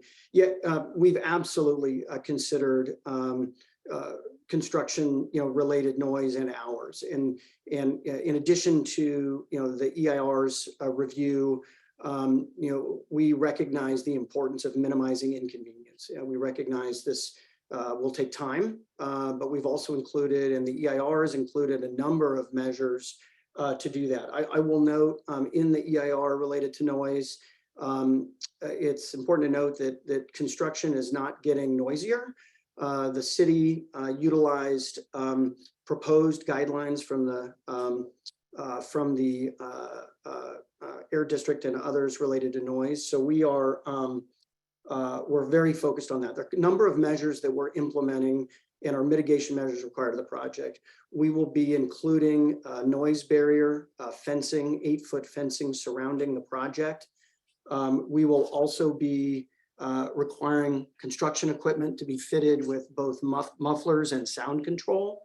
And then doing really focusing stationary equipment away from sensitive receptors, and then doing things like limiting idling of construction vehicles. And then one of the requirements and mitigations of the project is to have a detailed construction and noise mitigation and management plan. We've also included in some of those hours to have any of those activities that are noisiest be conducted during the day, and then also have quieter activities such as interior work, tenant improvement work that aren't as ambient from a noise perspective. And then we are required to have our operational noise ultimately meet both daytime and nighttime levels of 60 and 50 dBA. So yeah, we're absolutely focused on that. We've done a number of projects over many, many years in very similar circumstances. So we're hyper focused on these issues, very consistent with our neighbors. Okay. And those are, Commissioner Tate, those are all embedded and included as mitigation measures that are required of the project in the mitigation and monitoring program. Okay. And what about the phasing? Yeah, and I may have Mike Gilmetti, I'll start. Yeah, we absolutely, again, concur. We early on in this project, if you'll recall, we've been working with the city and the community in a collaborative way for more than 5 years. And early on, we had the grocery store in phase 3. We heard loud and clear that you wanted to have that grocery store be moved up to the first phase. So we have done a couple of things. We dramatically cut office square footage by 30%. We dramatically cut employee capacity by 30%. And then we also moved up both the grocery store and housing into the early phases. So parcel 2, which includes the grocery store and significant residential, is one of the earliest buildings to start. And then we move as well with the elevated park and a meeting and collaboration space. Those are the longest buildings and structures to build. So we start those early, and then we progress forward with a combination of housing, amenities, and office throughout the project in order to balance those. And there are triggers in the development agreement that require delivery or commencement of construction and phasing to move those more quickly. We want to go as fast as we can, and we've essentially, moved this project to a single sequential project versus multiple phases. So we hear you. Okay, Eric. So moving it earlier into the project, that still is not really providing us with a timeline, because I'm pretty sure that I heard in our meeting last week that it was going to be about 2 years in. So 2 years in, maybe earlier in the project, but for folks who have been supporting and really wanting this to happen and supporting the project because of the essential amenities, right? The grocery store is like huge for us. That's further down the line. So help me to understand how we can get that into like the first year, or if that's even possible to happen, because 2 or 3 years out, even though it's early in the project, it's still far out for those of us that live here who have been supporting really because of the grocery store. Yeah, absolutely. And let me defer to Mike Gilmetti. He can provide some additional highlights. Hi, thanks everyone for allowing me to be here tonight. Thanks, Commissioner Tate, for your questions. On this particular matter, I think it's important to kind of understand what it is about the construction and what's going on. First and foremost, we're going to be doing demolition and infrastructure. And so really nothing can get done until that happens, because we're obviously very sensitive to resiliency and climate change. So we're going to be building the site up into making it a more of a resilient site, putting in all the infrastructure. The infrastructure there is functionally 50, 60 years old. So it needs to be upgraded and replaced. And so when we talk about 2 years out, really all of that kind of, in essence, for lack of a better term, foundation has to happen before anything else happens. So it's not that we're avoiding a grocery store or a residential or office or anything. It's we have to actually lay the foundation before we can do anything else. At that point, We're going to be starting the elevated park just because of sequentially, that's where we're drawing utilities from. So the kind of the order of construction kind of, you know, from the top, we're anchoring it with the meeting and collaboration space and the elevated park, and then immediately moving to office and residential parcel 2, which includes a grocery store. So the residential and grocery store parcel will start within several months of the first office building.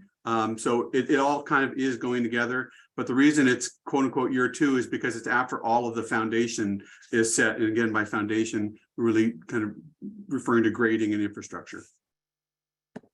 Okay, so thank you for that. And I also thank you for mentioning the elevated park, because that's the perfect segue into my next question.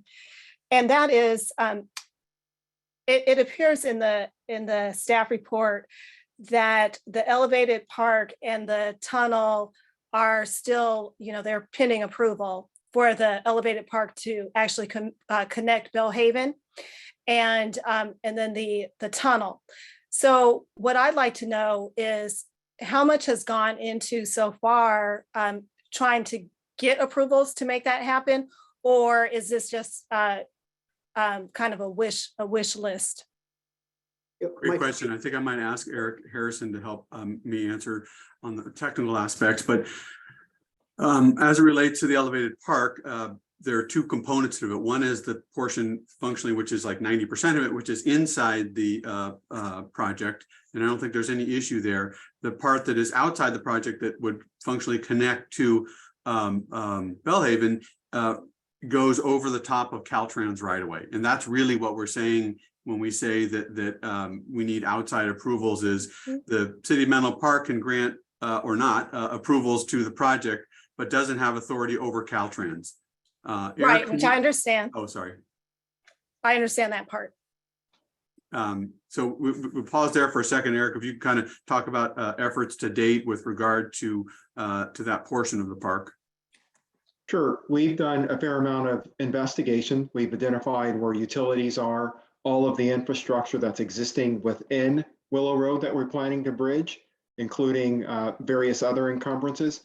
We've had a very high level discussion with Caltrans regarding a proposal for the tunnel for the elevated park. And we also have a fair amount of improvements that we're doing to Willow Road, for an example, in relocating the alignment of the Hamilton Willow Road intersection. So we've had those discussions with Caltrans historically, but it's not until the project gets approved that we can start to move forward and start to engage Caltrans to advance the necessary permitting for those improvements. I might also add that's one of the reasons why in discussions with the community amenities process and the community amenities subcommittee of the City Council, that we were encouraged and have agreed to put in a shuttle that would connect, with or without, obviously, we're still agreeing to put in the shuttle and to help that connectivity. Okay, very good. Thank you. So, so Eric, then the discussions have been happening about the underground, the tunnel also, and it's just a matter of permitting to be able to move forward with trying to really secure those. Is that correct? Yes, and I'll just note, Commissioner Tate, you're exactly right. We can't advance to that next step until these base approvals are completed here. We have a long-standing relationship, decades-long working relationship with Caltrans and our team, a very positive relationship, but really need to just advance to that next level, but have already had ongoing discussions. And we're confident in our ability to move forward. Okay, sounds good. Let's see.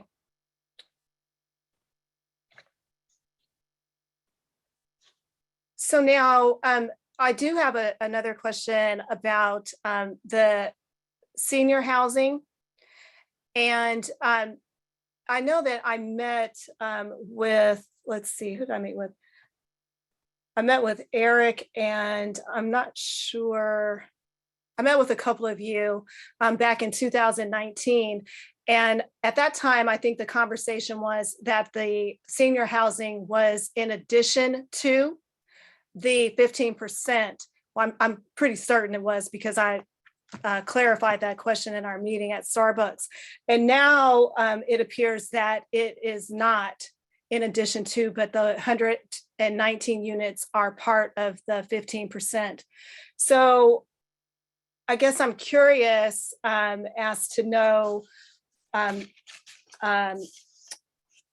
at this point, really, why more units aren't being set aside for BMR that are going to be rented as market units.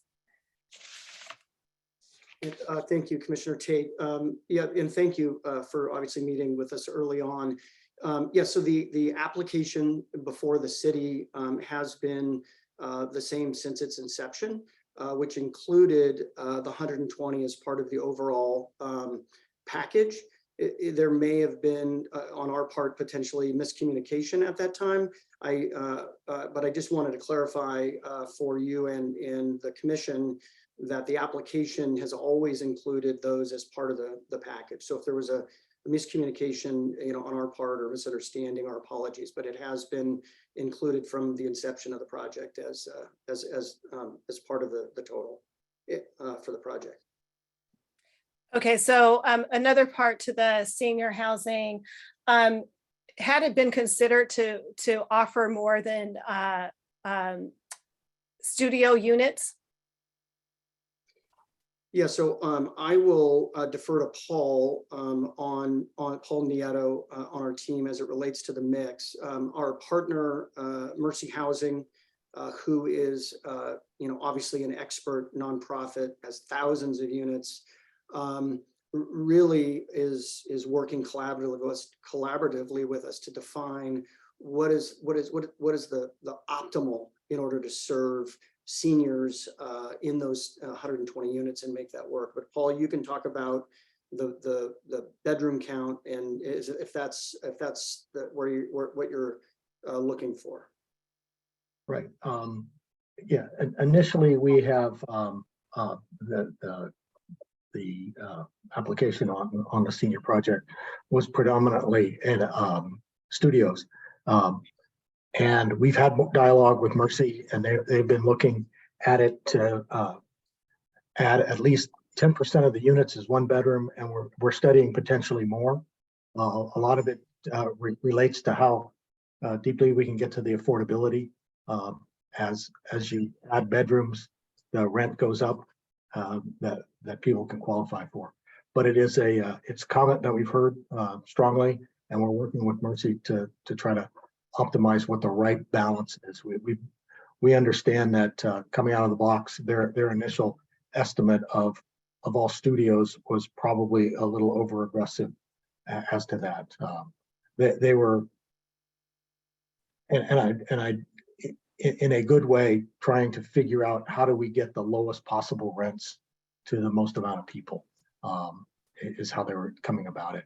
But we appreciate that there are not enough one bedrooms in the unit mix. So we're studying that. Fantastic, thank you. Okay, well, I'll defer to Vice Chair Harris at this point, but I'm sure that I'll circle back. Thank you, gentlemen.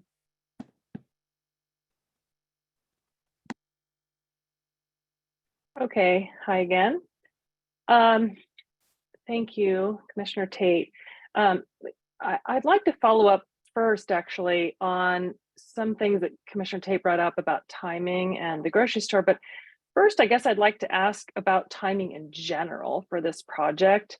We were told last Monday that you'll help me about this, that the signatures really needs to get this approval done by the end of the year, certification, final EIR, rezoning, all that stuff, by the end of the calendar year. So I am just wondering, number one, and this would be through the chair to the applicant, what is the magical December 2022, besides the fact that you've been working on this for a really long time, I acknowledge that.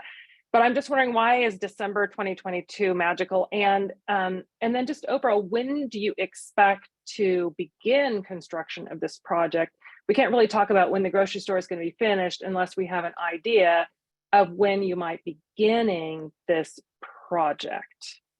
And then as part of that, the elephant in the room here is that, you know, Meta has lost market cap and they are letting go of leases all over, and notably including the Bay Area. So there's a concern by many that, is this project really going to get built, and what kind of insurances do we have? How committed is Meta? So if you could talk a little bit overall, generally, about your timing when you are planning to start, and what is the commitment from Meta to this project? Thank you. I'm not sure which of you, but if one of you could speak to that, that'd be terrific. Yeah, thank you. I'll again start, and perhaps Mike Gilmetti can amplify or provide some additional context. You know, Meta's been public about its evaluation, you know, of the future of work and how it relates to its office footprint. They've remained very committed to well-located, high-quality, highly amenitized space. And this Willow Village vision fits that well. And they believe that this should be part of that effort in terms of that evaluation. They're also in a critical phase of evaluating their office strategy for the future. And they need clarity and certainty from the city by the end of the year, which means having those approvals in place for this vision so that they can deliver these amenities, but be able to plan for the future on a project that has been really done in collaboration with the city and the community over the last 5 years. So it's really that you know, they're at a critical time in their future planning of their space. And in order to advance, they need that both certainty and predictability from the city in terms of those approvals so that they can plan accordingly. And Mike, you can Yeah. comment as well. Thanks, Eric, and thanks, Vice Chair Harris. I think just more broadly speaking, obviously, there's a lot going on in the office world as it relates to hybrid work and remote work and partial work and so on and so forth. But I think one thing that's been fairly consistent, and I'm not speaking specifically to Meta, but in general, is what I would call a flight to quality. So the offices that are, I think, losing ground are what I think would be called Class B and Class C offices, and that if folks are going to be, if employers are going to be calling folks back to the office 1 day a week or 5 days a week or something in between, they're wanting to create different types of environments, a lot of collaboration space, a lot of hoteling space, a lot of you know, meeting space, conference room space, and that type of stuff. And they want you know, the right kind of floor plates, they want the right kind of interaction, and they want the right kind of experience for employee retention and recruitment. And so the reason we want to get to a place here is because Meta has been wanting to figure out how and when to be able to utilize this space, and they can't do so without an approval. So at a point in time, they have hiring plans, they have reorganization plans, like all companies, by the way, and they need to be able to factor, is this something that we're going to be able to use or not? And you know, they'd like to be able to use it. I think the commitment, we haven't gone away throughout this entire process. So we're still here in front of you, and they have synergies and collaboration with other offices in Menlo Park and other portions of the Bay Area. And yes, they have been public, and it was in the news that they have dropped leases. But that means that you know, they have needs for other office spaces. So in general, this is a high quality office space in a high quality atmosphere with mixed use, with parks, with transit, and with proximity to the other campuses. And those are all positives. And then Commissioner Harris, to answer your question about next steps, and I think this answers a portion of Commissioner Riggs and Commissioner Doe's question about, you know, up to. Fortunately, and this commission has seen on a number of occasions over the last 5 years, the architectural control plans through study sessions in advance of Commissioner Doe's arrival. But those architectural control plans, which seek to actually build what you see before you in terms of the number of units, the hotel rooms, all of those have been on file with the city. we anticipate immediately post-approval to complete the additional regulatory outside agency approvals, Caltrans, SFPUC, other agencies. And then also in Q1 of next year, as quickly, frankly, as we can, as the schedule permits, we will have the architectural control packages, again, that we shared with you earlier this year, come before the commission for approval so that we can implement this vision. So that's our next step. Okay, thank you. Thanks for those. I just wanted Sure. to say, and Go ahead. just that I wanted to just stress that, as I shared at the last meeting, that the critical importance, obviously of council action this year, which necessitates a commission recommendation this evening. Yeah, thank you. Okay, so let me just play back. I think what I heard is that Meta or Signature, I think actually Meta is really interested in figuring out what is the right mix of office. And what's nice about this project is it has a lot of other amenities that might induce workers to want to come back to the office. And you named some of those. And thank you, that's a great explanation. But that Meta wants to have these approvals in place so they can make a decision about where they're gonna put their office or not, but not necessarily because we want to get started building immediately. Because I also, maybe I didn't hear exactly what your guys are thinking about when the construction would begin.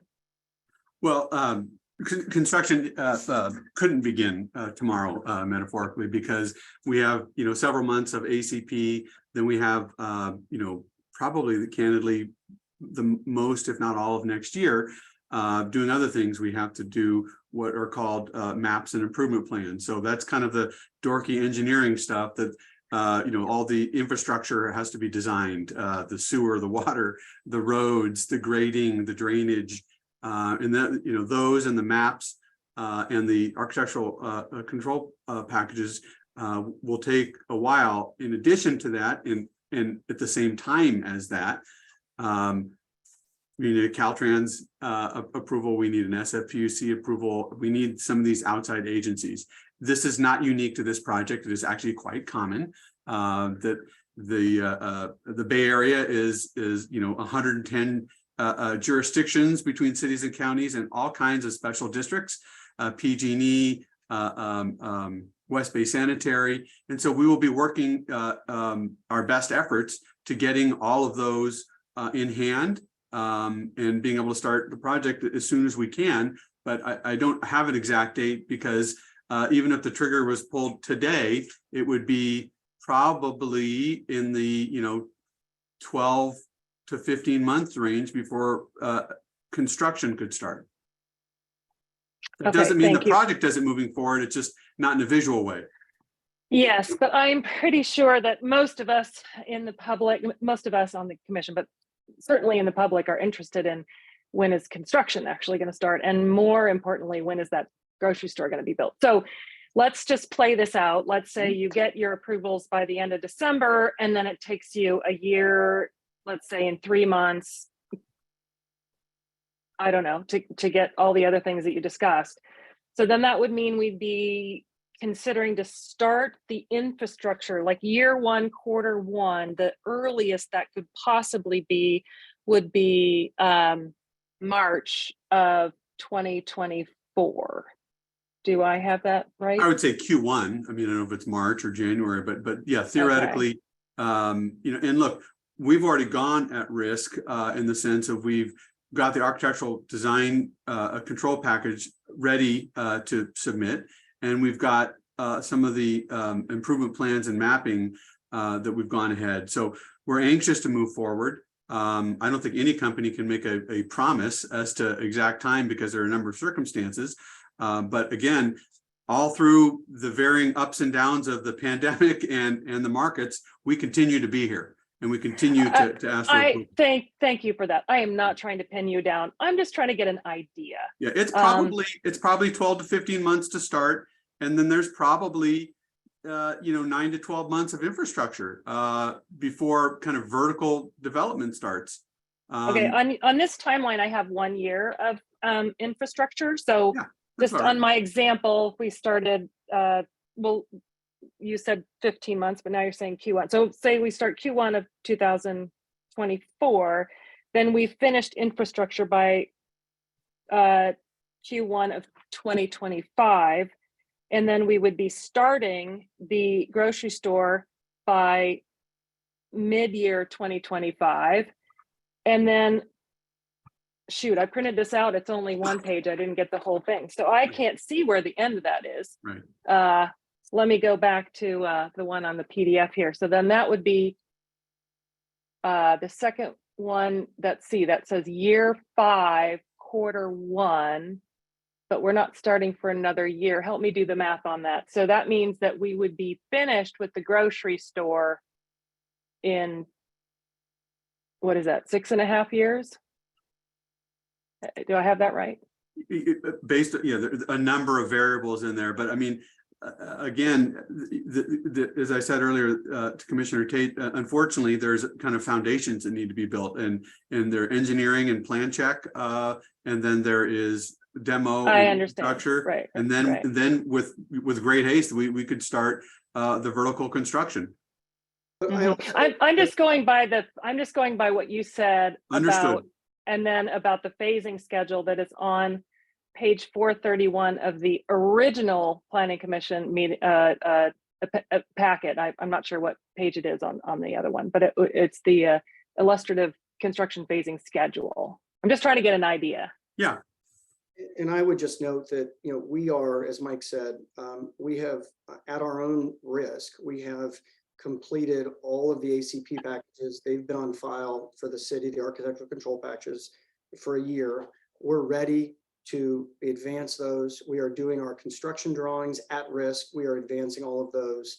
Our offsite construction. I just think that's important to note, because almost all developers that I'm a developer, we typically wait till you know, a planning commission and a council is giving us more feedback before we start those drawings, because they're quite expensive. And if we don't get the approval, we're out that money. And if the approvals change significantly.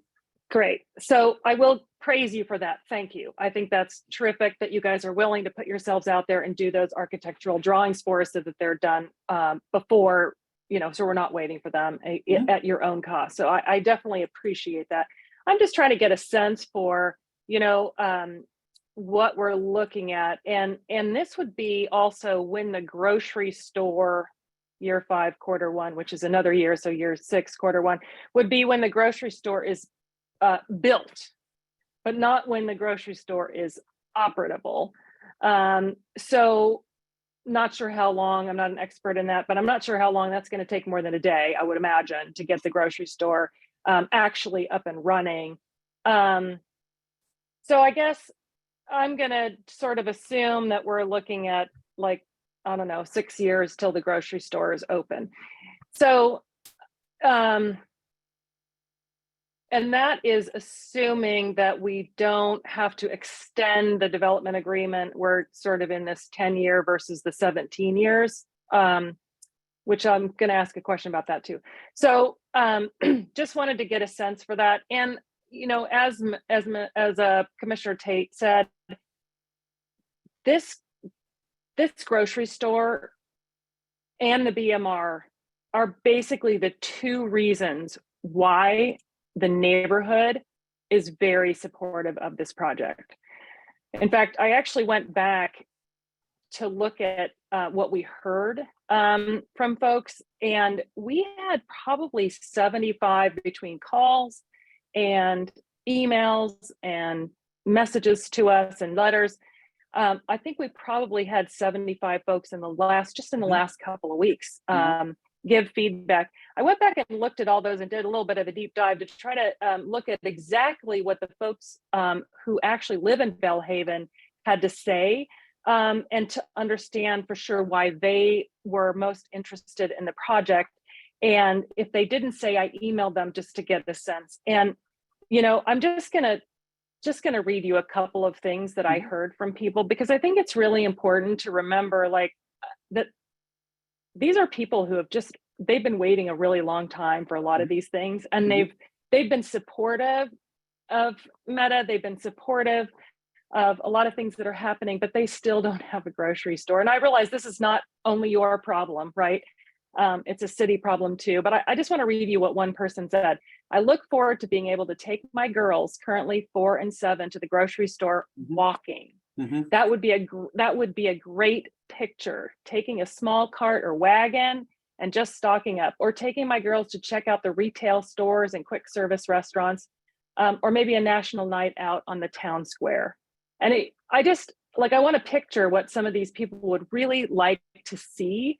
Somebody else said, I'm most excited to have a grocery store close by and access to dining. We feel isolated in Bellhaven when it comes to dining or getting our necessities.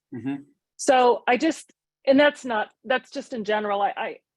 So to the extent, if there's a way, and maybe the city can negotiate with you guys in some way to get some of these things up front, the grocery store and some of this BMR housing. Obviously you have to do infrastructure. Obviously you got to get, you got to negotiate with Caltrans and everything else. But if there's a stretch goal for you guys to get some of that stuff done earlier, I would imagine if I went back and told all those residents that called in, hey, yeah, we're going to get to the grocery store, but it's going to be minimum 6 to 7 years from now. I think, that 4-year-old and 7-year-old, they're going to be going to college. And I would love it if they had a chance to go to a grocery store. So that's all I think I'm going to say on that. I just want to highlight why, and again, this is not, you didn't start the problem that we don't have a grocery store, but to the extent that you can help us help the community, I think that would make for a great project. So I'm gonna cut that discussion off there, because I think I've kind of beat that to death. And then as far as, one more thing that came up was when you were talking about, Mr. Gale Medley, when you were talking about the idea of having office that workers want to come back to, and you talked about the different amenities and close to collaboration space and retail. One of the things that worries me is that with tech workers in Meta and Google and all these other tech places, they supply the food, the breakfast, the lunch, the dinner to the folks who are in those jobs. And so I worry about how successful are we really setting up the retail and the grocery and the restaurants for success. So I'm just wondering, and this probably is not a question for you, I'm not sure who it's a question for, but how can we balance that out? Is there a way that we can say, oh, well, I'm sorry, on Monday, Wednesday, Friday, you got to go get your own lunch? I don't know what that, it seems like there could be an idea, and I'd love to know what that is. Yeah, if that's on the table. Absolutely, and I can address that. And yeah, you're right. We've thought critically about that, and obviously it's critical that retail be successful. So as part of the office campus, culinary and other space, those have been far more limited than they would otherwise be in other campuses. So the whole program in terms of what's happening inside the campus has been reduced and modified so that, and even in terms of the offerings, to enable that to be successful and enable that, that walkability to the retail. So yeah, we've thought critically in terms of how those fit together. And to move out, obviously, into, it's not just, is the campus exciting, it's what's the environment around for both the community and workers. So yeah, Meta has thought critically about how the cafes or restaurants, and those have actually shrunk in the plan and more limited offerings, because those will be available in the retail right there within Willow Village. Okay, so that's on your minds. You're thinking about that. It's in the plans. Yeah. Okay. And so just can you go one level deeper of specificity on that? Just like for 30 seconds. You said that there won't have the same amenities at the offices that other places have. I think that's what I heard you say. Exactly. So think about square footage of a typical restaurant or cafe that's been allocated, or a restaurant or culinary space that's allocated to a typical campus. Those will be reduced or shrunk. I see. Those may be limited. The idea is to limit what's happening there in order to promote what's available. And to be more specific, it's about a 20% reduction, so fairly significant. And there's just a huge density of people here too, of workers on this campus and the other campuses. And so, you know, a leakage of, you know, X of folks who say, regardless of that, I want to go have a business lunch or meet some friends at the pizza place, you know, across the way versus, you know, the same meal that I had at the cafe. So that, you know, there's a variety as well. So between those two, we actually feel very confident, plus the population density of folks living in the units above. Okay, thank you for that. And so just to finalize this, then I'll move on. So you're going to reduce it by 20%, but if I am working there and I can have free lunch if I walk over here or wait in line or get there a little early, or I can go out and pay for my lunch, I just would encourage additional incentives, which that's definitely a meta thing, not a signature thing. And I don't know what that is. You know, maybe some vouchers or something. It's okay, first so of mind. It's first of mind with Meta. You know, and there's certain things they don't do on campus, like they won't do sushi, and so you could do that off campus. And so there's differentiation as well.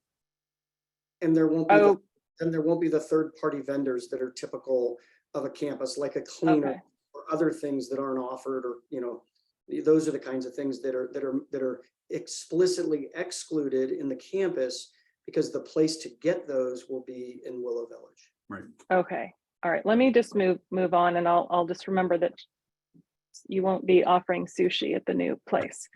So additionally, when I was and looking at the community amenities as a whole, as defined by the development agreement, one piece that is missing is the assurances that those amenities are going to be operational. For example, it says the applicant is to basically build the grocery store, build the pharmacy, build the bank building. Similarly, the applicant has promised to supply funding for air quality monitoring. I guess I would like to see that those amenities are in the development, as a condition of the development agreement, are operational. And so we can have a sense when you do have a little bit better timeline, we know that when they're going to be finished and that they are going to be operational.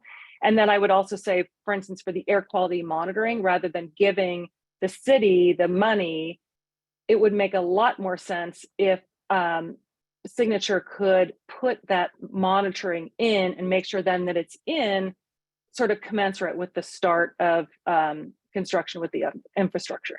So that would be my comments on the community amenities, just kind of overall an overarching thought. And then the other overarching thought was that the amenities that involve the public should prioritize Belhaven residents. So that would include, for example, the job training, the teacher housing funding, that maybe it's first to Belhaven, then second to EPA and North Fair Oaks. And I think that would be a pretty easy thing to incorporate into the development agreement. I have a few more comments, but I think I will leave it at there and let somebody else speak. Thank you. Thank you, Vice Chair Harris. It's a good time check. We're about halfway through. This is to the commissioners, the amount of time that we've got available tonight for discussion, having started at 20 minutes to 8, doing a little rough math, trying to end at 11. So it's just to give you a feel about time remaining, about who's had the chance to ask questions. And I think it's also at some point, commissioners have said they are interested in coming back at this mix, and at some point, building toward what we will do collectively this evening. And as a reminder, it's the 7 bullets that Mr. Prada has outlined. First bullet is essentially the EIR and CEQA, that piece. Next 3 bullets are essentially what has to happen to the land to be configured. And the final 3 bullets are then approval of the massing and types and what can in basic form be put on the site that then allows the applicant to move forward into the next phase. So with that as a brief check-in on where we are right now, I turn the floor over to any commissioner who would like to go next.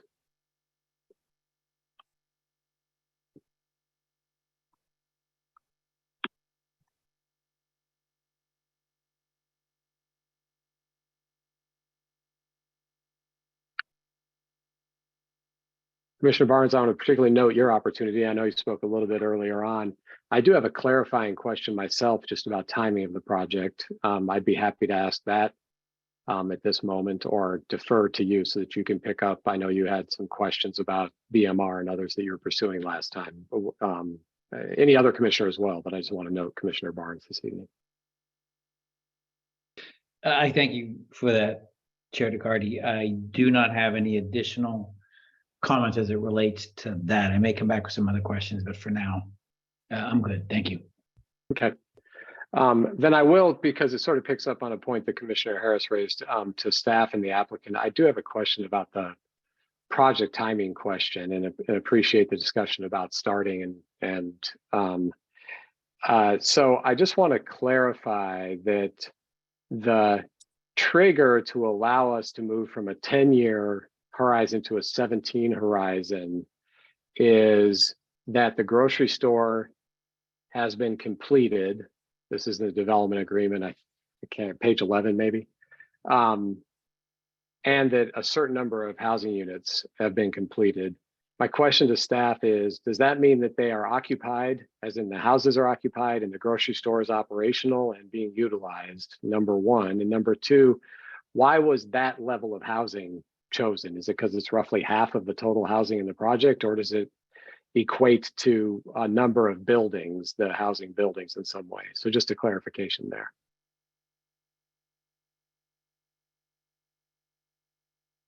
Sure, thank you, Chair DeCardi. So in terms of the first part, the extension would be based on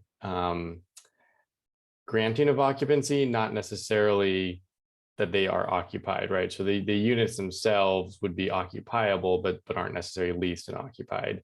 And same with the grocery store. It is that the grocery store is constructed and that the space has received its certificate of occupancy, but it is not tied to the operation of the grocery store specifically.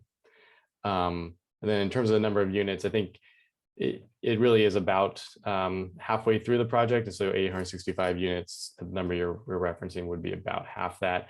It also kind of tracks with the way the phasing schedule that's in Exhibit D of the DA is set up to kind of have a break point, if you will, of where those units would be.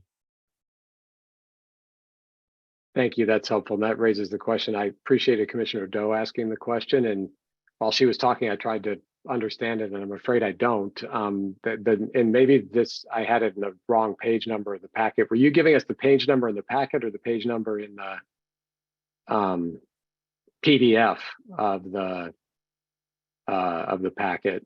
Yeah, good clarifying question. It was the PDF of tonight's agenda item. So the packet for the 11/3 meeting, not the 10/24 meeting. I'm on the 10/24 meeting. Okay. All right. I will then try to go figure that out in a break in this mix. Then on page 13 of the development agreement, there are a couple places, or there's certainly one I'm interested in, which would, it looks like press pause in the building of the project. And it's a reference to certain reduction in the essentially a housing index by 4%, I think, over 4 quarters. And what I wanted to know is, what does that do if we're in the middle of the 10 years when this happens? What does that do for the 10 years? Does it essentially, once that trigger happens, and does it automatically pause the project or automatically extend the deadline, or does the applicant apply for that? What triggers it coming into place? Then my understanding is it goes for some period of time until that is no longer at that threshold. And then the applicant has 3 additional quarters to begin construction again. So is this at the applicant's discretion? They can decide that they're going to just keep on going anyway. And do I have that right about that pause? That it essentially takes the 10 years and it might push it to 11 or 12 or 13. I'm happy to tackle that one. Anna Shimko again. So yes, this is a force majeure clause, which is pretty standard in development agreements. Not surprisingly, they have been made more robust as a result of the pandemic because we've discovered additional force majeure clauses causes over the last few years, unfortunately. So yes, if there has to be a delay in the project as a result of one of those force majeure conditions. So if one of those conditions occurs, the applicant has to submit something in writing to the city saying there is a delay in the project that is caused by this particular circumstance that is one of the force majeure criteria in the development agreement. But you specifically were noting that there is one of those is severe economic recession.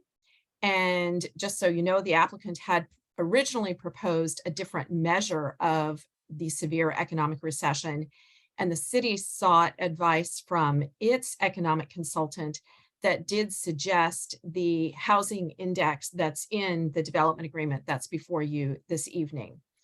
And so if any force majeure causes did occur and the applicant notified us of that, it would extend the term of the development agreement and concomitantly the project approvals by, if it's most of the other force majeure causes, it's a day-for-day delay. If it's the severe economic recession, there is that provision that there have to be 3 quarters that the housing index goes up before that condition would cease to exist. Thank you, very helpful. I'll just sort of do a parenthetical aside that unfortunately, given current economic conditions, that one actually looks like it could happen in this mix. I mean, I just obviously using a different, I looked at one from the Fed for this region and it's down 10% in the last 4 months. Now, obviously that's not over 4 quarters, but it's just to note that that severe economic recession as a marker on this, that it doesn't sound like it's out of the realm of possibility. And by the way we approve this project, then almost for sure that's a year delay and potentially it could be longer than that. So thank you for the explanation. I really appreciate it. And then I had a question about, and I apologize because I think somebody else asked this, but if this is approved, it's approved as a package and we're at a certain point in being able to develop, and then the owner, developer, could sell that to somebody else. And on one level, that could be fine and would be completed and could look terrific. We've actually had that happen in this city and worked that all through, so that's no problem. But what if there's a different tax status of a developer? What if it's a nonprofit, educational, or health institution that decides to buy the project?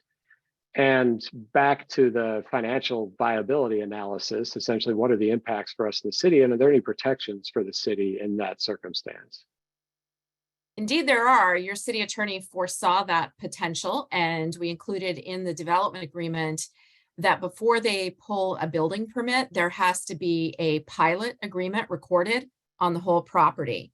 And that would be a payment in lieu of taxes agreement that provides that if any nonprofit does own any portion of the project site at any time, then it would be subject to a payment in lieu of taxes, so the city does not lose that revenue. Terrific. Thank you for the explanation. And I appreciate previous commissioners asking questions about timing. Those were the ones that I just wanted to further understand all of that. So thank you very much. So I'll cede the floor to other commissioners that have clarifying questions or if they would like to make comments in this mix at this time. Commissioner Harris, you have your hand up, and I apologize if I it's do. new or if it's old. It's up. Okay, go It's ahead. new. It's new, I'm afraid. I just want to follow up. What I just want to iterate one more time on this timing thing.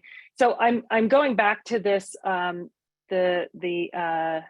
what is this called? The phasing schedule. And one thing also, given our sort of maybe best case we start Q1 of 2024. And I'm looking at that and trying to figure out, okay, well then when is the last of the residences completed? And so then that would be actually past our, I think, help me if I'm wrong, our RENA 6 commitments. So then the last set of residences, it looks like, would probably not be completed. And we did get a letter from HCD saying we're really counting on these units. So do I have that right? And if so, I withdraw that question. I want to register that as a concern, because I know that that's going to be coming up pretty quickly, is making sure that we can be in compliance with HCD. And I know that they actually mentioned this project in particular. So that would mean we'd have to be pretty quick on this in order for those residences, at least the last two, and maybe some more of them, to be in RENA 6. Maybe there's a comment from staff on that. So a question to staff. A question to staff. Yeah, thank you, Commissioner Harris. So let me just see if I understand the question. So in looking at Exhibit D of the development agreement here, is the concern is the timing for the last of the residential units in relation to the 2023 to 2031 RENA cycle? Correct. So, and I don't know if it's a question or a concern, but as I look at this, it appears that we would not complete these units within the RENA 6 timeline. Yeah, I think that is a possibility. In the term of the DA is 10 years with the extension for 7 years. So even throughout, that is a possibility that this project may not be completed, or all the units may not be completed in that RENA cycle. So that is certainly a possibility. I think that's a fair assessment. Okay, it was more of a concern I just wanted to highlight. Thank you. I'll cede the floor. All right, other commissioners? Questions, comments?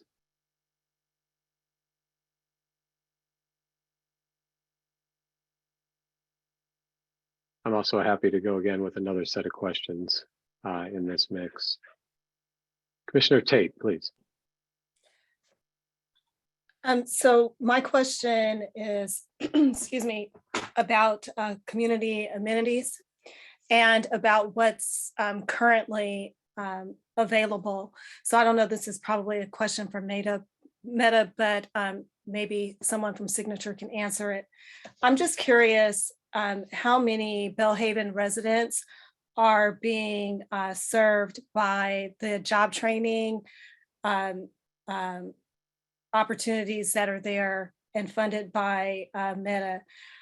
Last week we did have a letter from someone from Job Train, someone who works there, and we also had the director speaking about their construction program, and we had a gentleman tonight who commented on being a part of the apprentice program and how much he appreciated the construction here. So I'm just curious as to if there are any numbers on how many folks actually are from Belhaven that have participated in the culinary or the construction program, as well as Year Up and who utilize the community hub.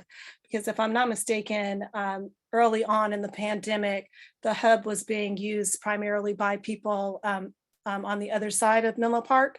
So I'm just curious if there are any numbers to report.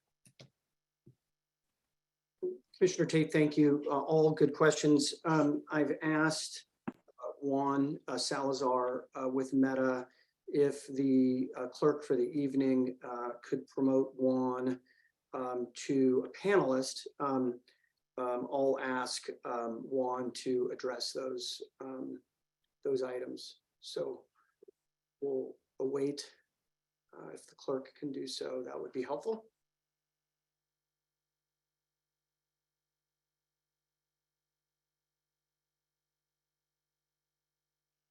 Maybe in the interest of time, we can try and promote him. And I'm not sure if we're successful or not.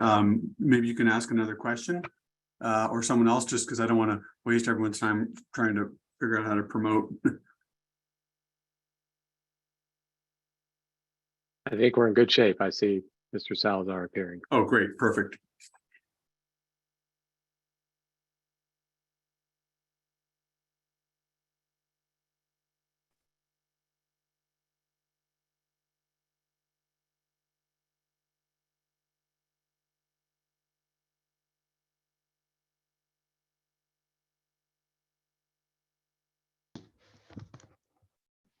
Hi, Mr. Salazar. Good to see you. Commissioner Tate, good to see you too. It looks like I was able to finally get my computer video to actually work.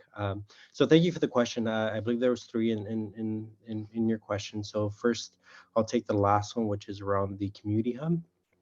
So the community hub, we didn't open it until I believe it was this past Q2 of 2022. And it was through a restricted like guidelines just because of COVID. So for the most part, the folks that have utilized the space, we've restricted it to the Year Up program, which is the training program that we currently have on our campus. It hasn't been open to a wider audience. Our hope is to be able to actually open it to the wider audience at the beginning of this year once we're over some of the COVID guidelines that we have on our campus.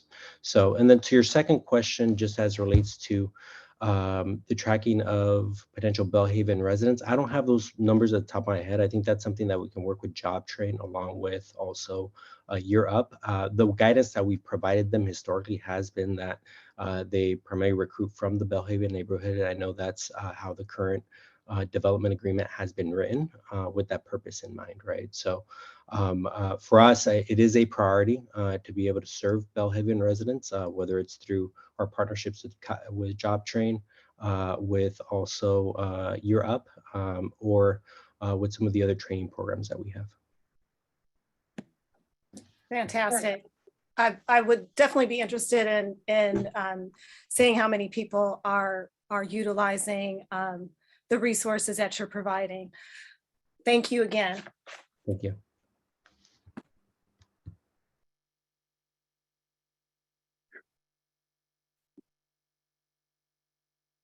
Any other commissioners at this time?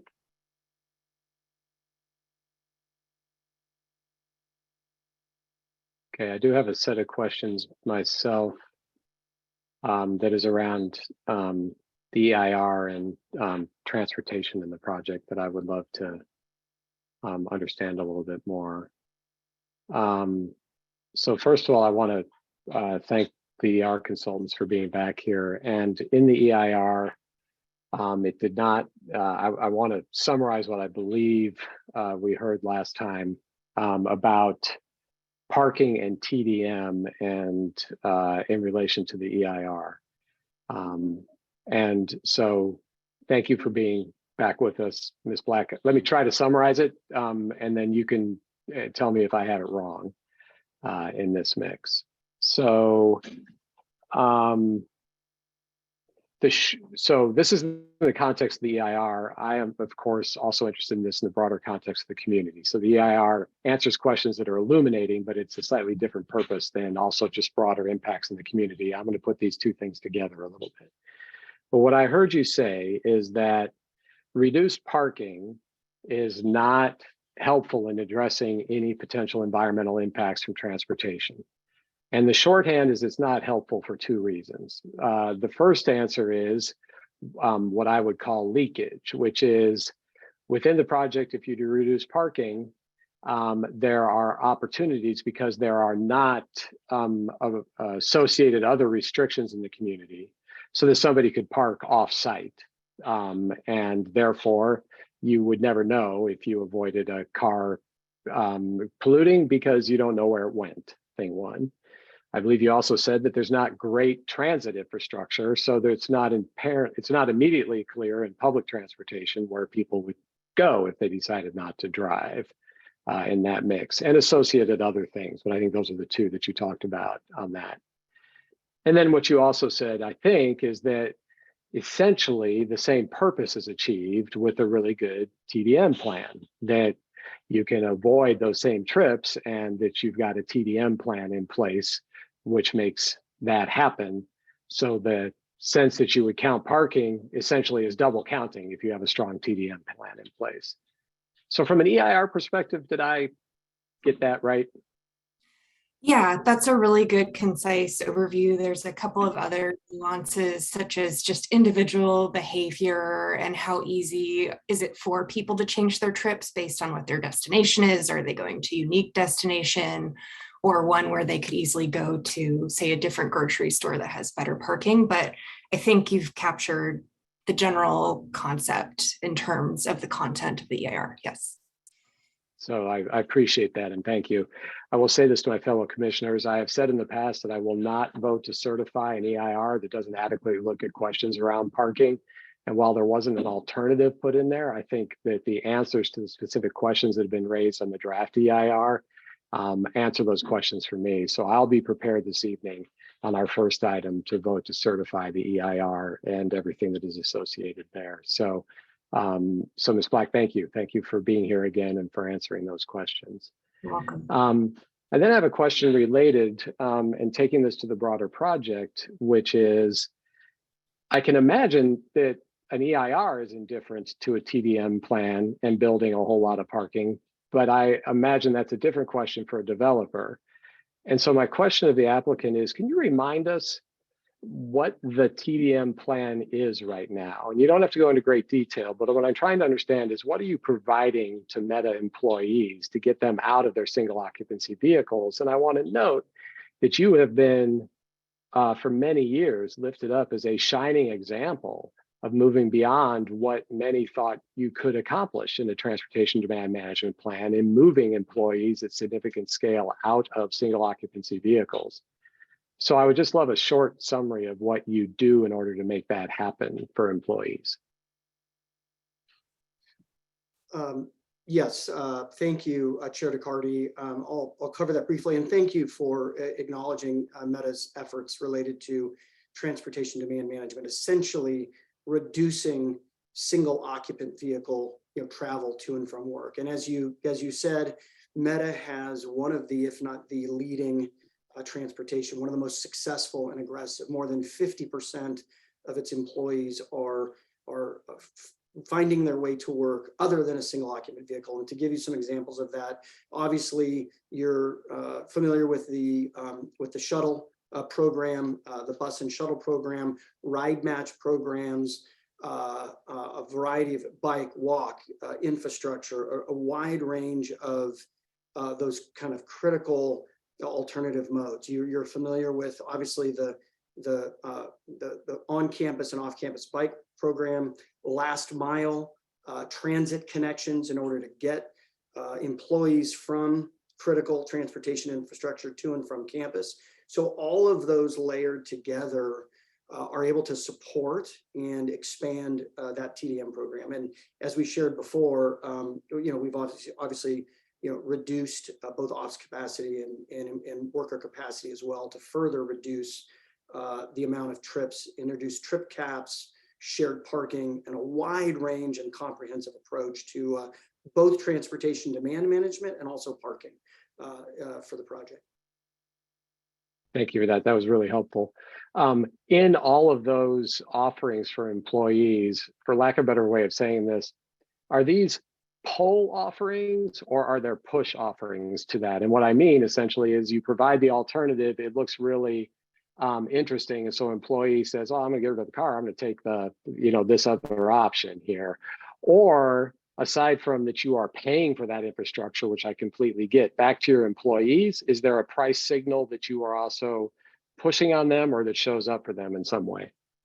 Right, I'd have to defer to Meta on that, but I will say, if I live in San Francisco and I'm driving to this campus and I have the option to be in my car in traffic potentially, or in a comfortable shuttle bus where I can catch up, or I can begin my day in a comfortable, centered way, I'm going to be more induced to do that. And we've seen that over and over again in terms of employee choice. And that's a result of, frankly, a massive investment by Meta in these various programs. So would have to defer to Meta on some of the smaller or some of the more nuanced, but really it's that investment and offering a quality, comfortable, efficient alternative. And that's really what these programs seek to do. Can you remind us at sort of full utilization, how many Meta employees are coming to this extended campus? So this 50% reduction is across all Meta employees that are showing up in Menlo Park. What's the total number of Meta employees that that's kind of based off of? Yeah, so for this campus, it has a current capacity of 3,500 workers. There is a net addition as part of this project of 3,450 workers. So this assumes that more than 50% of those workers would be coming not in a single occupant vehicle. The other thing that allows us to do is dramatically reduce parking for both the campus as well as we've done with the residential and the retail, and by introducing things like shared parking and actually on the forefront being able to reduce those parking ratios more than any campus or apartment. I appreciate that, especially on the housing side. On the office side, you did not put in at the minimum level for parking for the project, though. You are above the minimum. So I'm curious about that. And can you remind me, you have 2 parking garages. What's the total occupancy of cars in both of those independently?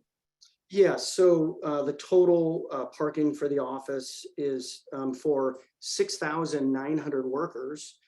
It's 3,369 parking spaces for those. So, and then in those garages, the south garage is 1,318, and the north garage is 2,040. And then there is some, and then we've also introduced shared parking in the garage under Town Square for both the hotel, Town Square, and retail, to further limit parking on the overall project. But obviously what's critical is ensuring that we have sufficient parking to make the retail successful. Last I'll say is we've also gone to considerable time and expense to put parking in structure, underground, or in building to create that wonderful walkable, bikeable public realm. So we hide those vehicles that we do have at Willow Village. Yeah, I appreciate all of those efforts, and that's certainly come through in that way. At the same time, I can't help but be curious, which is you've been successful with the TDM plan. It's why I really would love to know how much is a push or a pull, because there are price signals for employees that could ratchet that up. I'll say as a parenthetical side, I think it's fabulous that you've built that all for Meta employees. It makes me a bit sad that's not available for our entire community. You've essentially taken what used to be delivered in our society as a public good, and you've delivered it privately, and you've done it extraordinarily well.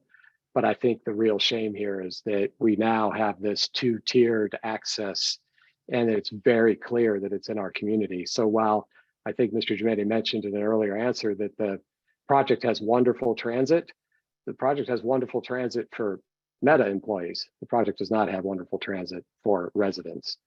And I think that's a real shame. But my question is, this is the key thing for me, is you've got 2 parking garages. You've got one with about 1,000 spaces in this. That's an extraordinary expense to build that parking garage, the embedded resources, the use of land. And it seems to me that one of the things that we should do is explore a further ratcheted TDM program, one that, as far as I'm concerned, could be allowed to be utilized across all of Meta campuses and not just confined to this one. And that it should be at a level of reducing 1,000 more trips total for Meta employees, that the TDM should be at that level, And then it's entirely, as far as I'm concerned, up to you if you guys want to do that as TDM only, or if you want to do that and then ask to not build that parking garage. For the long-term benefit of our community, especially at that point on that site, that parking garage serves to reinforce a barrier on that side of the campus because it is only accessible to Meta employees. It puts a pinch point for access for people in the community, and not having it would reduce traffic, create more open space, and I think would be a great benefit. So I'm not putting you on the spot right now to answer that, but simply to say that I believe it's eminently doable to ratchet a TDM plan to the point where you could avoid building that garage. And if you would like to reflect on that, by all means do, but I'm not putting you on the spot. Yeah, no, I would just, and you bring up good points. I would just share one of the elements of feedback that we received was having expanded shuttle for the community. And that was the reason that we introduced a neighborhood-wide community shuttle. The TDM program is not isolated to this campus. That is deployed throughout all of Meta's campuses. So we do plan to do that. And I can't reflect at this point. I would defer to you all in terms of the additional ratcheting of the transportation demand management plan. It's extremely we're at the top end. So Meta has really pushed the limit in terms of effective transportation demand management. I do know that we've worked on this for years, and so a very difficult, but we understand where you're coming from. Yeah, I appreciate that, and this has to work for the next 30 years, and so I think the ratcheting and the stretching on this is eminently reasonable, especially given the impacts, the knock-on impacts in our community. Many commissioners have long noted that the effect of cars and congestion is only getting worse there, and would with this project as well. So I appreciate that.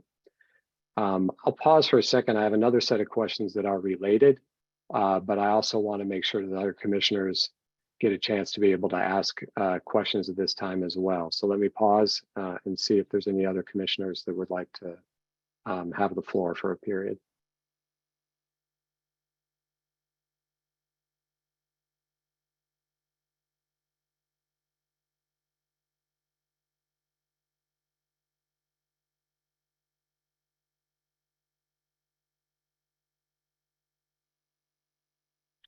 Okay, having given, I hope, ample time on that, I have another set of questions, and it's related to this. I think one of the things for me, I should echo, and I think Commissioner Doe said this beautifully in her introduction, there is so much to love about this project. The care you've taken, how it's going to have that community feel, it's walkable, it's human scale, the integration, all of it. When this is completed, it's going to be fabulous. And I think especially we talk about this and we talk about it in that campus and in that integrated space. But the real concern for me is that this is going to be not a hub for a vibrant community across all of Menlo Park, but it's actually going to be an island oasis. And I appreciate you just raising the question about the shuttle, because this gets to permeability. And what we have right now, even with the successful completion of this project, is on one side, we have Bayfront Expressway, which is essentially a massive barrier. You move around to the right clockwise, and there is no way that a person who is not a Meta employee gets access to that site from essentially the top of the site, where you would find some way to the elevated walkway or in, all the way down to O'Brien Street. There's not a single way in. It's another barrier. You loop around underneath that and we touch life sciences, and we have the Hetch Hetchy portion of the cut through essentially. Right now, we're poorly utilizing that, poorly thinking about the connectivity. But even if we do, we're thinking about life sciences buildings into Willow Village. But right behind that is another barrier, a real barrier where the residents on the other side of life sciences cannot get through to walk. And they have to go to Willow to walk around and then walk over and up. So now we're on 3 sides of the project. And on the last side of the project is Willow Road. And what we've decided to do with Willow Road is not work to limit the traffic on Willow Road, not work to reduce Willow Road to what it should be, which is essentially a village main street. But because of past history, where the folks in Palo Alto decided they didn't want to have Dumbarton Bridge dump out onto Oregon Expressway, instead dumped it down on our street on Willow Road, what we have is essentially sort of momentary respite of an extension of the superhighway from Bayfront going down into 101. And what we're deciding to do on that right now is not try to seize control and limit that access on Willow Road. We're trying to do some convoluted project to build something that kind of loops over it. So this is my biggest concern and my biggest disappointment in this project. This project, I can imagine, will be very successful for Meta employees and very successful for people who live there, but that it will be in isolation.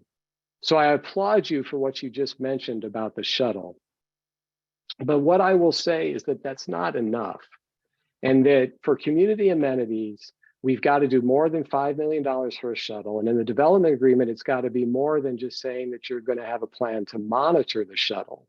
This is the difference between putting money into something to sort of provide, I can imagine, a shell that kind of circles around the community versus something that is actually built in, integrated, and utilized by community members. And so I'd like you to reflect for a minute and disabuse me of my concern about this isolation of this project and really understand how it is that residents of Belhaven are going to be able to, that image that Vice Chair Harris said, of being able to take a 4-year-old in one of those red wagons and easily move from where they live and over into this project, because I'm struggling with that. So the great observations all. There's no easy answer here. I mean, we're dealing with the land ownership constraints, regulatory constraints around us. We did try to create an inviting atmosphere. And I also want to invite you to compare and contrast what's there now. What's there now is an old industrial site that basically turns its back on every side and has literally one entrance in and one entrance out. So one of the things we started by doing is having going from one entrance in and out to 5, and doing what we can on Willow in way to make it a little bit more modern. We don't have control of Willow. We can't shrink Willow. It's a Caltrans right of way. So we can't, there's nothing we can do about that, for one. And we also have to, it is a, for better and for worse, a regional cut through. And so probably mostly for worse, but it serves a regional purpose as well. As it relates to the project, yes, we did include the shuttle service at the behest of the council, and we think it's a great idea.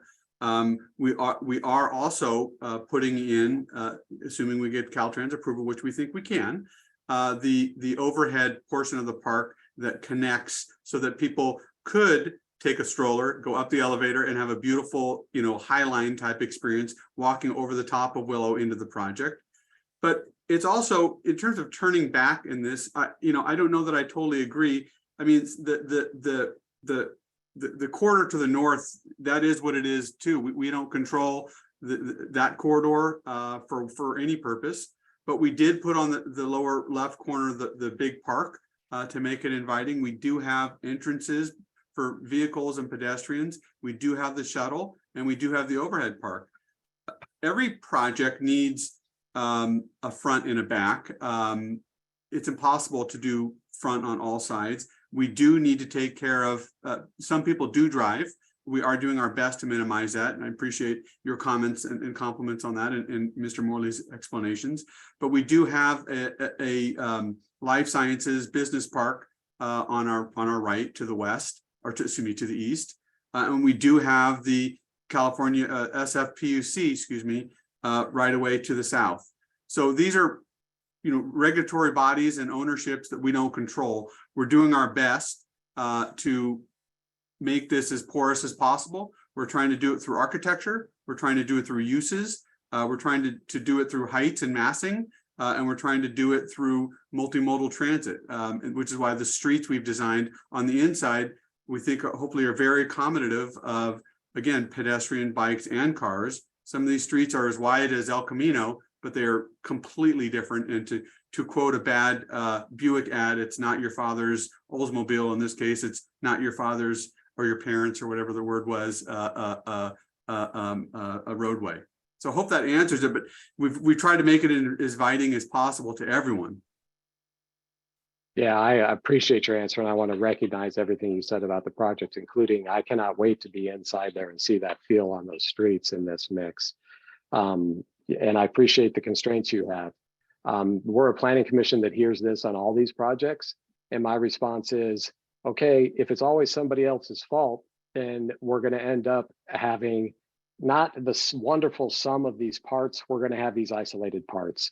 And that is my concern about this. I think as part of the community amenities, I believe there needs to be more investment in the shuttle. And I'm not going to take more time on this because other people should speak and we need to move to a resolution.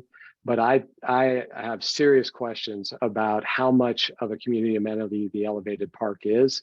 I understand it completely as a necessity because of what you built on the other side and how it needs to be able to modulate that back into the community. But from a community standpoint, having that as a walkway at grade would work as well as having it be elevated. And it would sure be a lot less expensive to build in this mix. So on the accounting of this, I know that the elevated park is considered a community amenity for half of it. I know that when you put it in, it puts us over the level, but if you took that elevated park out, we'd be below the community amenity level by about $10 million. And I believe that 10 million would be much better invested in getting the connectivity done through the shuttle and other means outside of the project in ways that I laid out. So I want to thank my fellow commissioners. That's a lot on transportation and connectivity, but those are two things that for me feel like we need to act on as conditions of approval of the project this evening. And I will cede the floor to others at this time.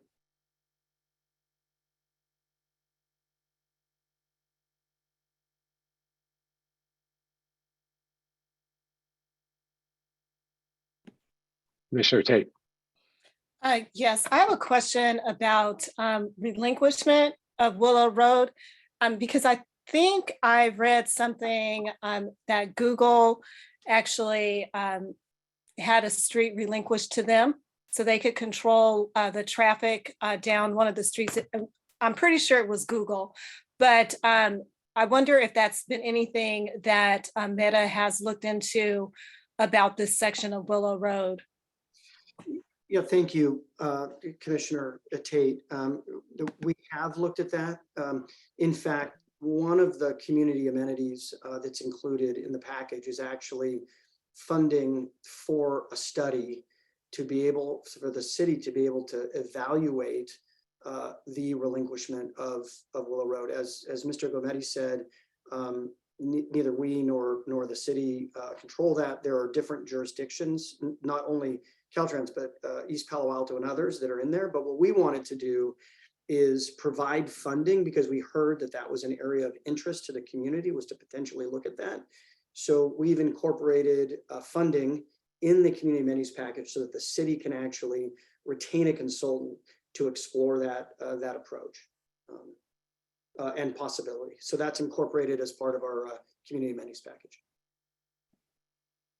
Okay, fantastic. So, so then I guess that'll fall back on staff at some point to evaluate that. But hopefully that is something that can happen because it has been a conversation within the Belhaven community, let's see, since Connect Menlo. So hopefully there'll be some sort of a way to make that happen once it's studied. Thank you so much for clearing that up. Thank you. Thank you, Commissioner Tate, for raising relinquishment, a really important question. Commissioner Riggs. Yeah, thank you.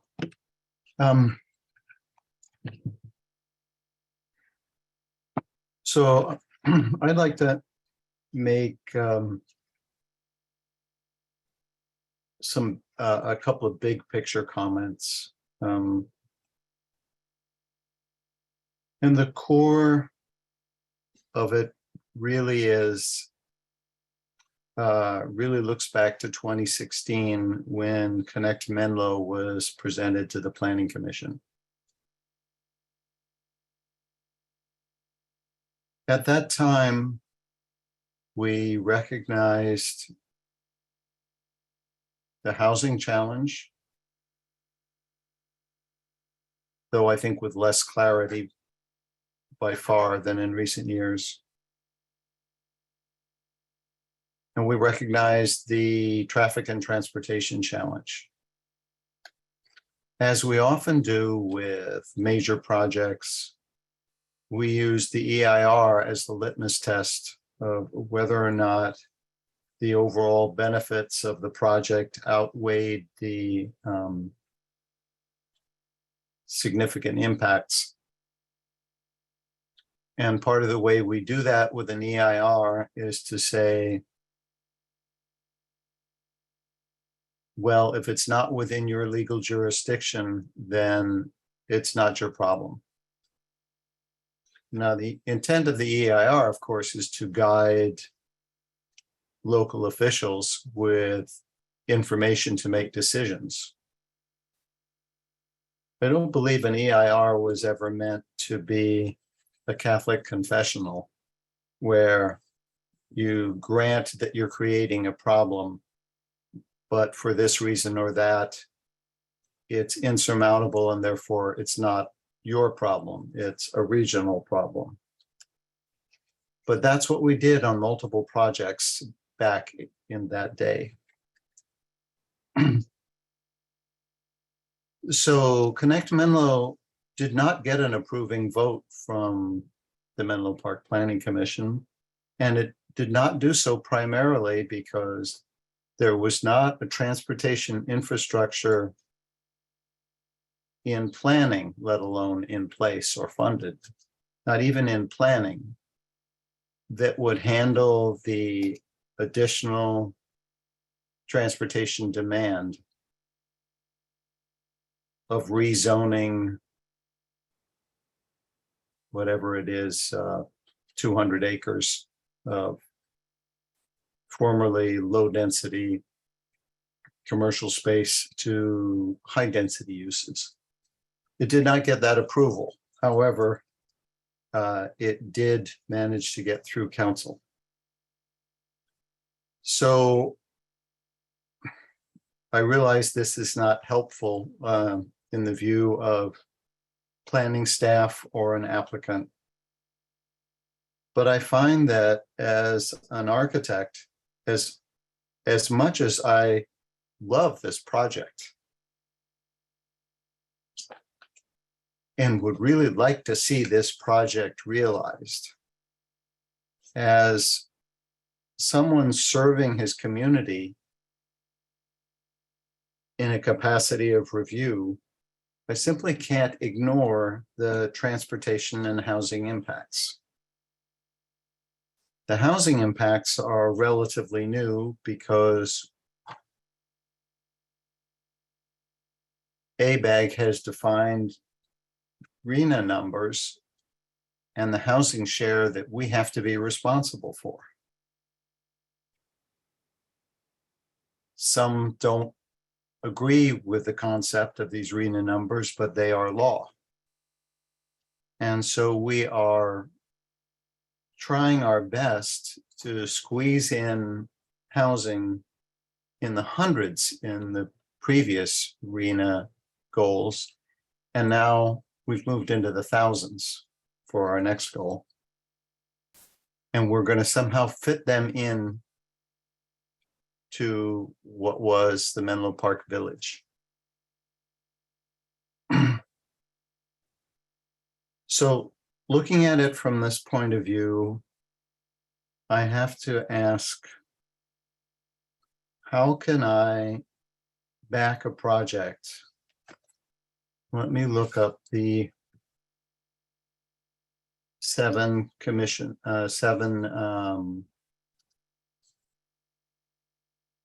statements that we are to make tonight.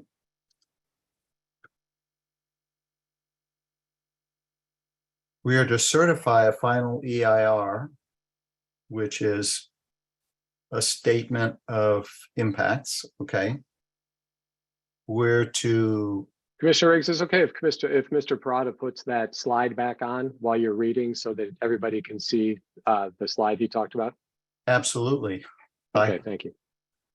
If I could share screen, I would be doing the same. Thank you for that suggestion. Yeah, thank you through the chair. So I think if our clerk can put up the slide deck and I think it's slide 5 titled Planning Commission Recommendation. yeah, and if I could just take this opportunity while my mic is on, while we're getting this up, to just clarify that this is set up as a single resolution by the Planning Commission that would recommend to the City Council these following actions. And so that they're not individual resolutions. It's set up as one Planning Commission resolution to recommend to the City Council on these items. Right, that is how it is formatted to us by staff for our action tonight. So certification of the final EIR, amendments to the general plan circulation element, which is necessary for underlying approval. Vesting tentative maps, again, necessary. Rezoning of the project site with the X conditional development district. Conditional development permit for a master plan project. The development agreement, which we have been given to review, and the BMR housing agreements. Part of what we are required to do is make, as I understand it, is make the conclusion so that we can make this recommendation, make the conclusion that the benefits of this project outweigh the impacts.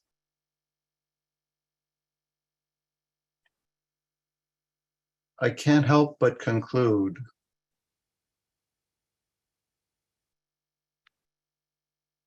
that the intent of Connect Menlo, which is in this zone, we'll create offices, and in this zone, we'll do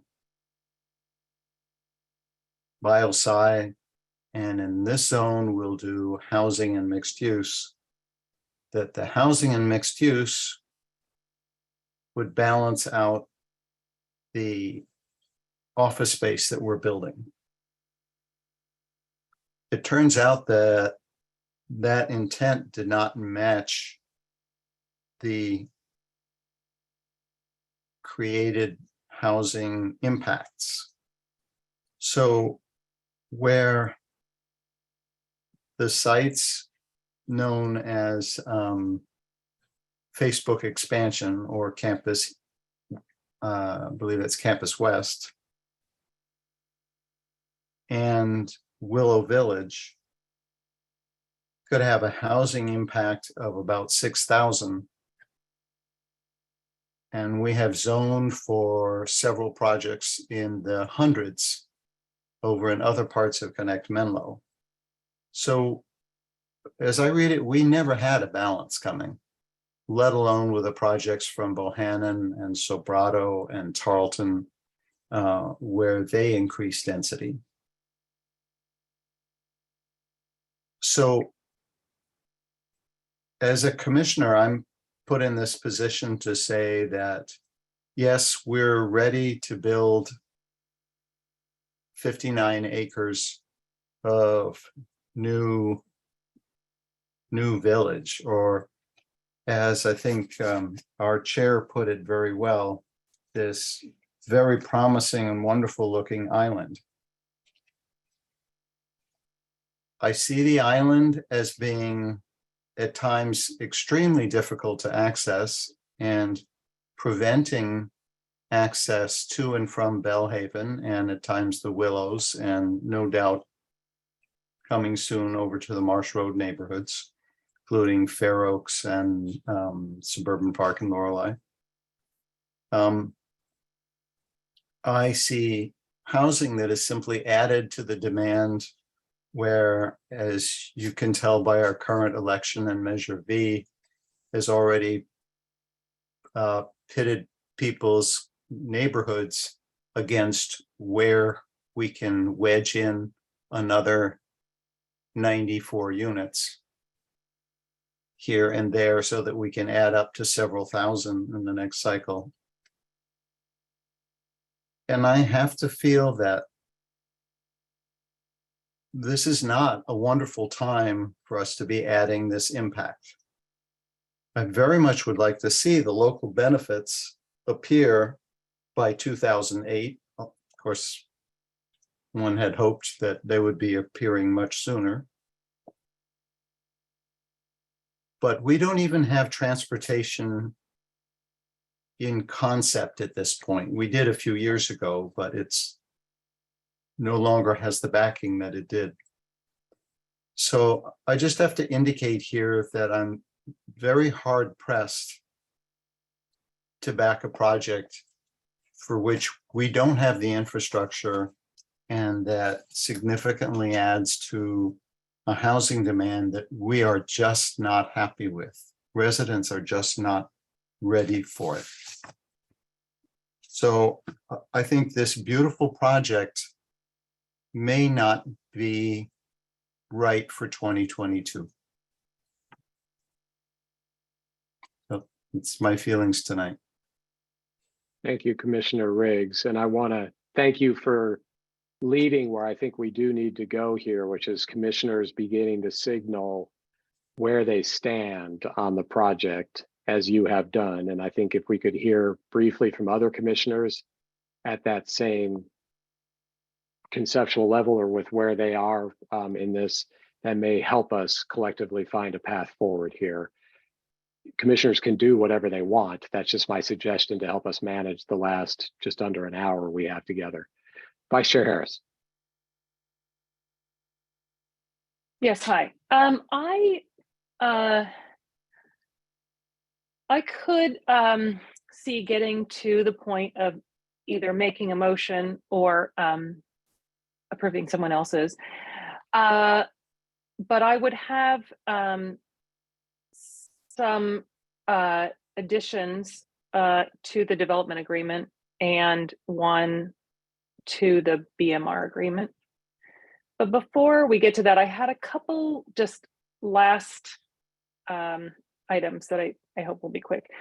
The first is, and this would be a condition of approval for me, the or approval to go to the City Council. One is the grocery store rent subsidy. I know that there was a paper, I think that Signature received that, and we've read that a grocery store, it's going to take about 60 months for a grocery store to be successful. And we have seen other grocery stores in our neighboring Palo Alto and other places where if they were not supported well enough, they are not going, they're going to go out of business. And in this instance,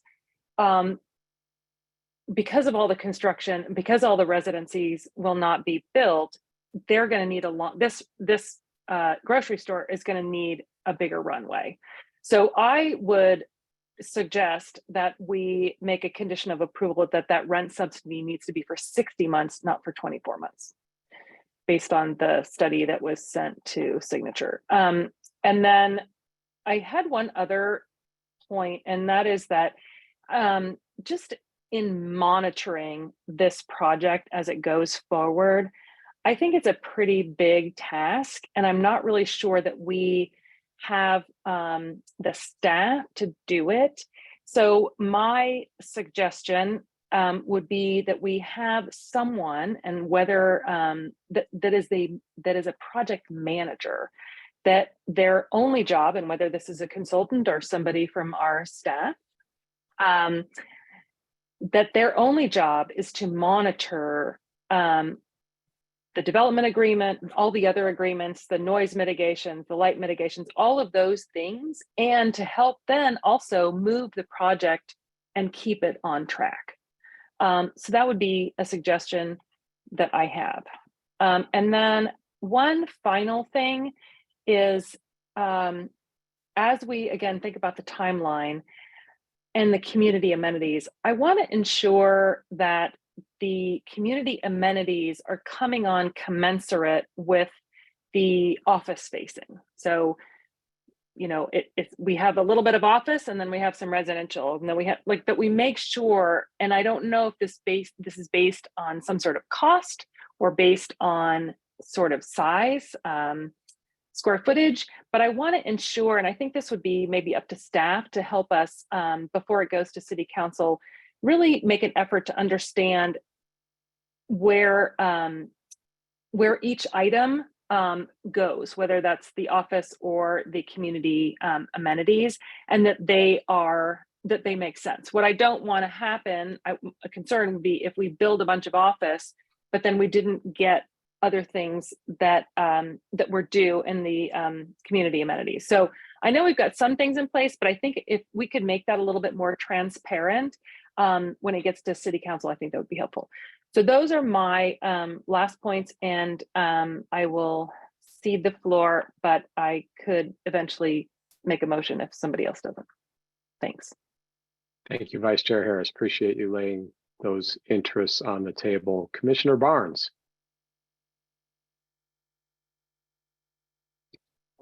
Good evening, Commissioner Gardy. Thank you for the floor. Moment of clarification. What we are setting out to do this evening is to adopt a resolution. Correct? That's a clarifying statement. So the sum total of what we do will end up being a resolution. Yeah, so it's, as Commissioner Riggs also clarified, what is laid out for us, and we have been here before, staff has set us up with a recommended resolution. It is a single resolution. It touches those 7 major bullet points, has more detail, and is presented for us to adopt as presented if we so desire. If we want to do something different, as you all know, we not only have to generally say what we want to do different, but we have to work to specifically craft what that difference would look like and in engagement with city staff. Is that, I'm mostly, I know you know that a little bit, but I'm also just helping everybody who's watching tonight know a little bit about how this works. Was that a fair characterization and answer to your question? It is, and that leads me to the follow-on question. If we are adopting a resolution, we've been using the term condition of approval. Unlike a approval of a staff report or approving conditions, having conditions of approval, there's nothing that we are in fact approving this evening. We are simply providing a resolution to City Council and any sausage that we make along the way. In other words, similar to the other evening where we discussed was it community amenities and requesting that City Council in turn have a list that they worked from, as opposed to, you know, grab bag approach. So this is in fact a very similar process where, and this is, I'm clarifying as I'm speaking, so thank you for bearing with me. So as we recommend, as we adopt the resolution, we will have snippets in here of additional tweaks to the resolution, or I forget the word that the city attorney used last time, but it will be in effect adopting a resolution with additional guidance or direction being offered by the Planning Commission to accompany the resolution that we should, or we may or may not pass. So with that in mind, I'm happy to make a motion that we adopt the resolution. And then as we go and add different pieces to this, I will note a little bit of caution, because we can get very, very deep into the pieces here, when in fact they're not going to be conditions of approval. They're going to be guidance to the City Council. So I'll put a motion on the floor to help move this along, where we have the resolution and then in fact add some direction to it. So our motion to approve the resolution, and certainly I will be amenable to additional direction we want to attach to this resolution. Yeah, I think that was very well laid out, Commissioner Barnes, and thank you for that. For lack of a better way of saying it, I think I used the word condition of approval. I think the more appropriate might have been condition of recommendation or something like that, to the spirit of what you're saying. But what you just talked about, which is that we have the opportunity to add additional guidance in our recommendation, but we are not approving this evening, we are recommending, and that's what our resolution will do, I think is very helpful. And what I've heard you say essentially is that you would now have a first on the table for approval as presented by staff, but have left wide open that you are ready to hear proposals for any additional guidance, and that in fact yourself may be prepared to add additional guidance. So have I accurately summarized where you have moved? You have, and I throughout the 2 evenings and having gone through the paperwork associated with this project and seen it for a number of years, in its totality, I am supportive of the project for a number of reasons. I believe it's on balance accretive to the community. I believe in the economic vitality which it brings to Menlo Park, which is needed. I'm a firm believer that jobs are good. I'm a firm believer that this office will get built somewhere. It will get built in Redwood City, it'll get built in Fremont, or it'll get built in Menlo Park. The defining difference is we have an opportunity from an owner user to build here in Menlo Park, so we get the benefit not only of the economic vitality, but we get the community amenities that run with it and all the additional jobs up and down the job train that come with the employment associated with this commercial space. Because we will get the traffic one way or another. If it's built in Redwood City, it's going across the Dumbarton Bridge. If it's built in Fremont, we're going to get that. This is what Connect Menlo was for. Indeed, when Connect Menlo was passed, there were 2 votes on the Planning Commission for. There were 2 votes on the Planning Commission against. It was tied. In the event of a tie, it doesn't pass. And thankfully, the City Council demonstrated foresight to approve it. And now we have a well-planned, well-designed program in that area. And I think this is an execution of that. And certainly we have a unique opportunity for an owner user in this area to build this. So for, it's like you take a piece of paper and you draw a line down it and you say, great, what are the impacts and what are the benefits? Largely, the Belhaven community is the community that has to make the final decision. It's a Menlo Park project, and I wish it was more integrated with my neighborhood and the Willows. I doubt there will be a tremendous amount of integration, but that's my hope.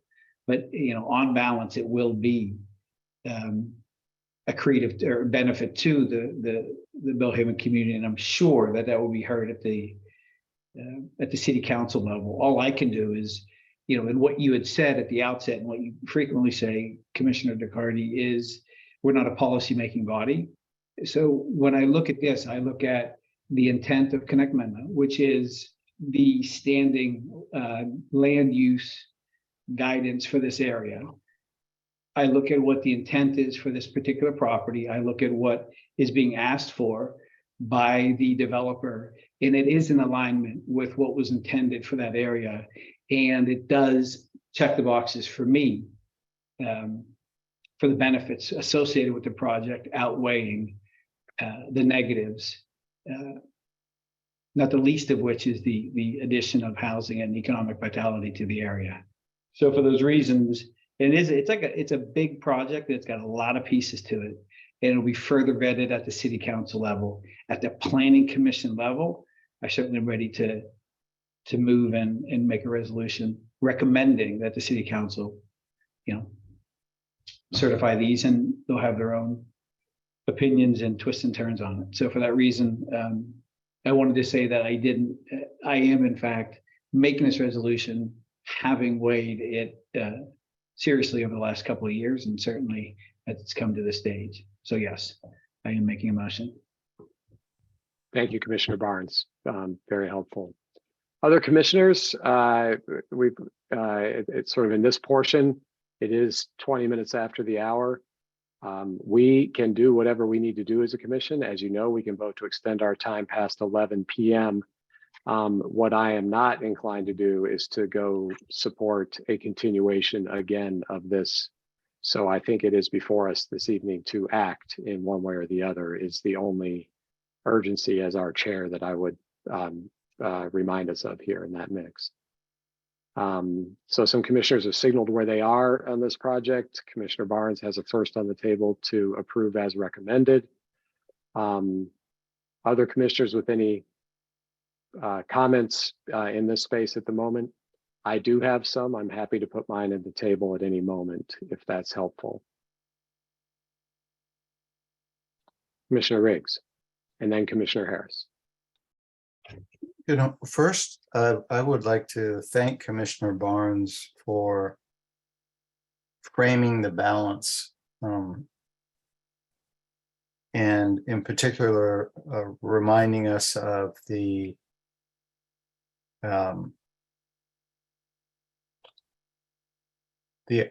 inevitability of certain projects, and therefore the inevitability of traffic. And again, I cannot help but appreciate this project as an architect. I mean, I've rarely been so impressed with a project in design terms. I'm also reminded that we are approving a master plan. And that is what is most impressive about this project. We are not approving individual buildings tonight. So having raised my concerns, I'm not dumping those concerns. I will raise those concerns again as the individual buildings come forward. But in terms of what we are being asked to do tonight, to make a recommendation,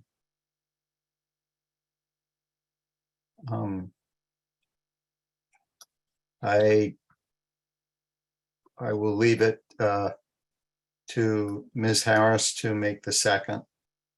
But I just want to say to the applicant and to staff, again, what an impressive project this is, and that the master plan is really admirably done. Thank you. Thank you, Commissioner Riggs. Vice Chair Harris, and then I'll put myself in the queue. Yes, so I would like to add some conditions of recommendation, I think is the way we're going to put it now. And so I have about 4 of those. One is that the applicant should include a guarantee of operation of the amenities. And I would leave that to staff to provide the language, but that's having to do with the grocery store and some of the other items that we discussed earlier. So a condition of recommendation, the applicant should include guarantee of operation of the amenities, not just building them. And again, if staff could add some more language, I just don't want to go into each one. That the grocery store rent subsidy shall be for the amount of 60 months, not 24. That there could be some more, and this is a staff clarification, that to staff, there could be some more information on the up tos that were brought up. I'd like to see a minimum for each of those items that have the verbiage of up tos in order to have confirmation. I would like to add that I guess that's part of it. Okay, and then finally on the BMR, I would like to add that Signature will commit to providing 100% of the GAP funds such that their commitment of funds for the senior housing will be equal to if that housing had been, or the cost, if that housing had been all inclusionary.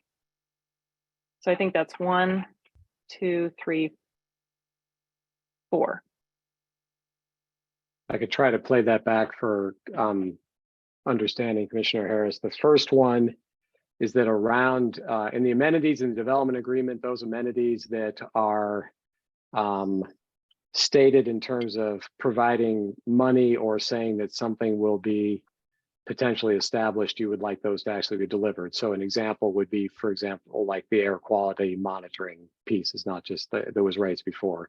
So it's, and an ask of staff to, in the recommendation, look at that with the associated amenities. That's your first one. Do I have that? Correct. Yeah, I just didn't feel like Okay, you that's wanted fine. me to Yeah. list them all. You should do what you want to do. I'm just trying to No, to I get think to that clarity. I think that's good. The second one is that the grocery store, and that subsidy is not 24 months or 2 years, but it's 60 months or 5 years.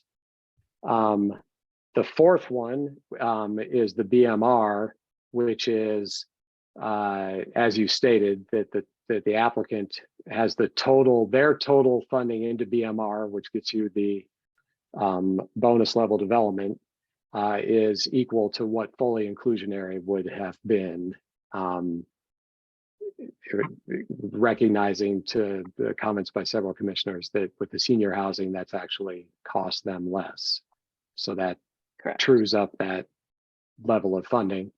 And I apologize because on your third one, I don't think I could characterize that. So, and I think it was, a question around the up twos, but I'm not sure. Yeah, it's sort what of that an was. odd condition of recommendation because it's really more about getting clarity from staff such that if there is the verbiage of up to, as in up to 1,730 units of housing, that we would clarify that there would be a minimum.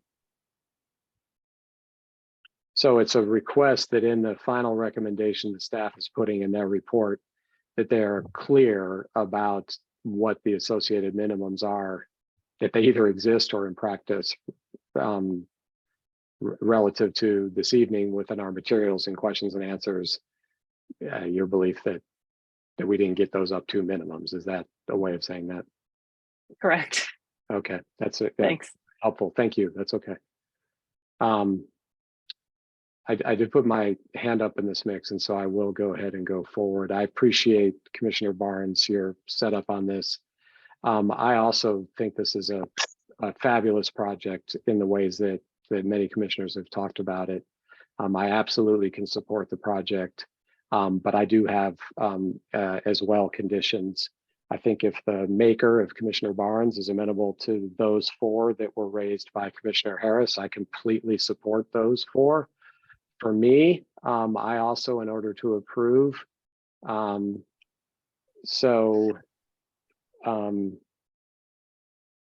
need to have that schedule of amenities that is essentially, we've talked about tonight, making sure that the community facing ones are coming in some co-equal way with the office space and the parking. Right now they lag, and so just to put a pin on that, completely agree on the BMR housing. I've said for me that I also want a TDM plan that ratchets by another avoided 1,000 single occupancy vehicle trips to Menlo Park, and leave that then to the discretion of the applicant if they would like to apply to not build the smaller of the 2 parking garages. Another one for me will be, as I've said, with the total cost for community amenities, I simply do not see the elevated park as a community amenity for its cost remotely at that level.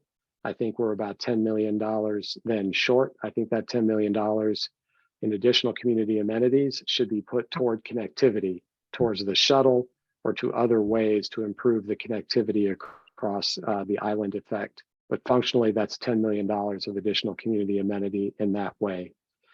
I also believe that we should put a condition of recommendation.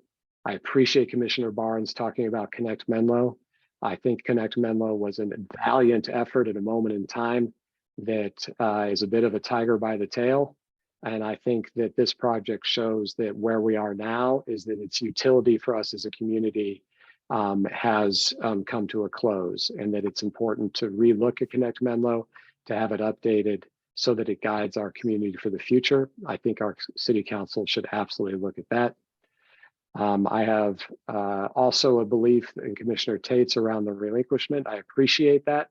In the proposal, it is now the funding simply to study it. I would like to see it be funded with an anticipation that the study will recommend that we move forward with getting relinquishment and that we have the resources and staff and consulting to actually, and lawyers, to finish that project so that we actually we get control of Willow Road.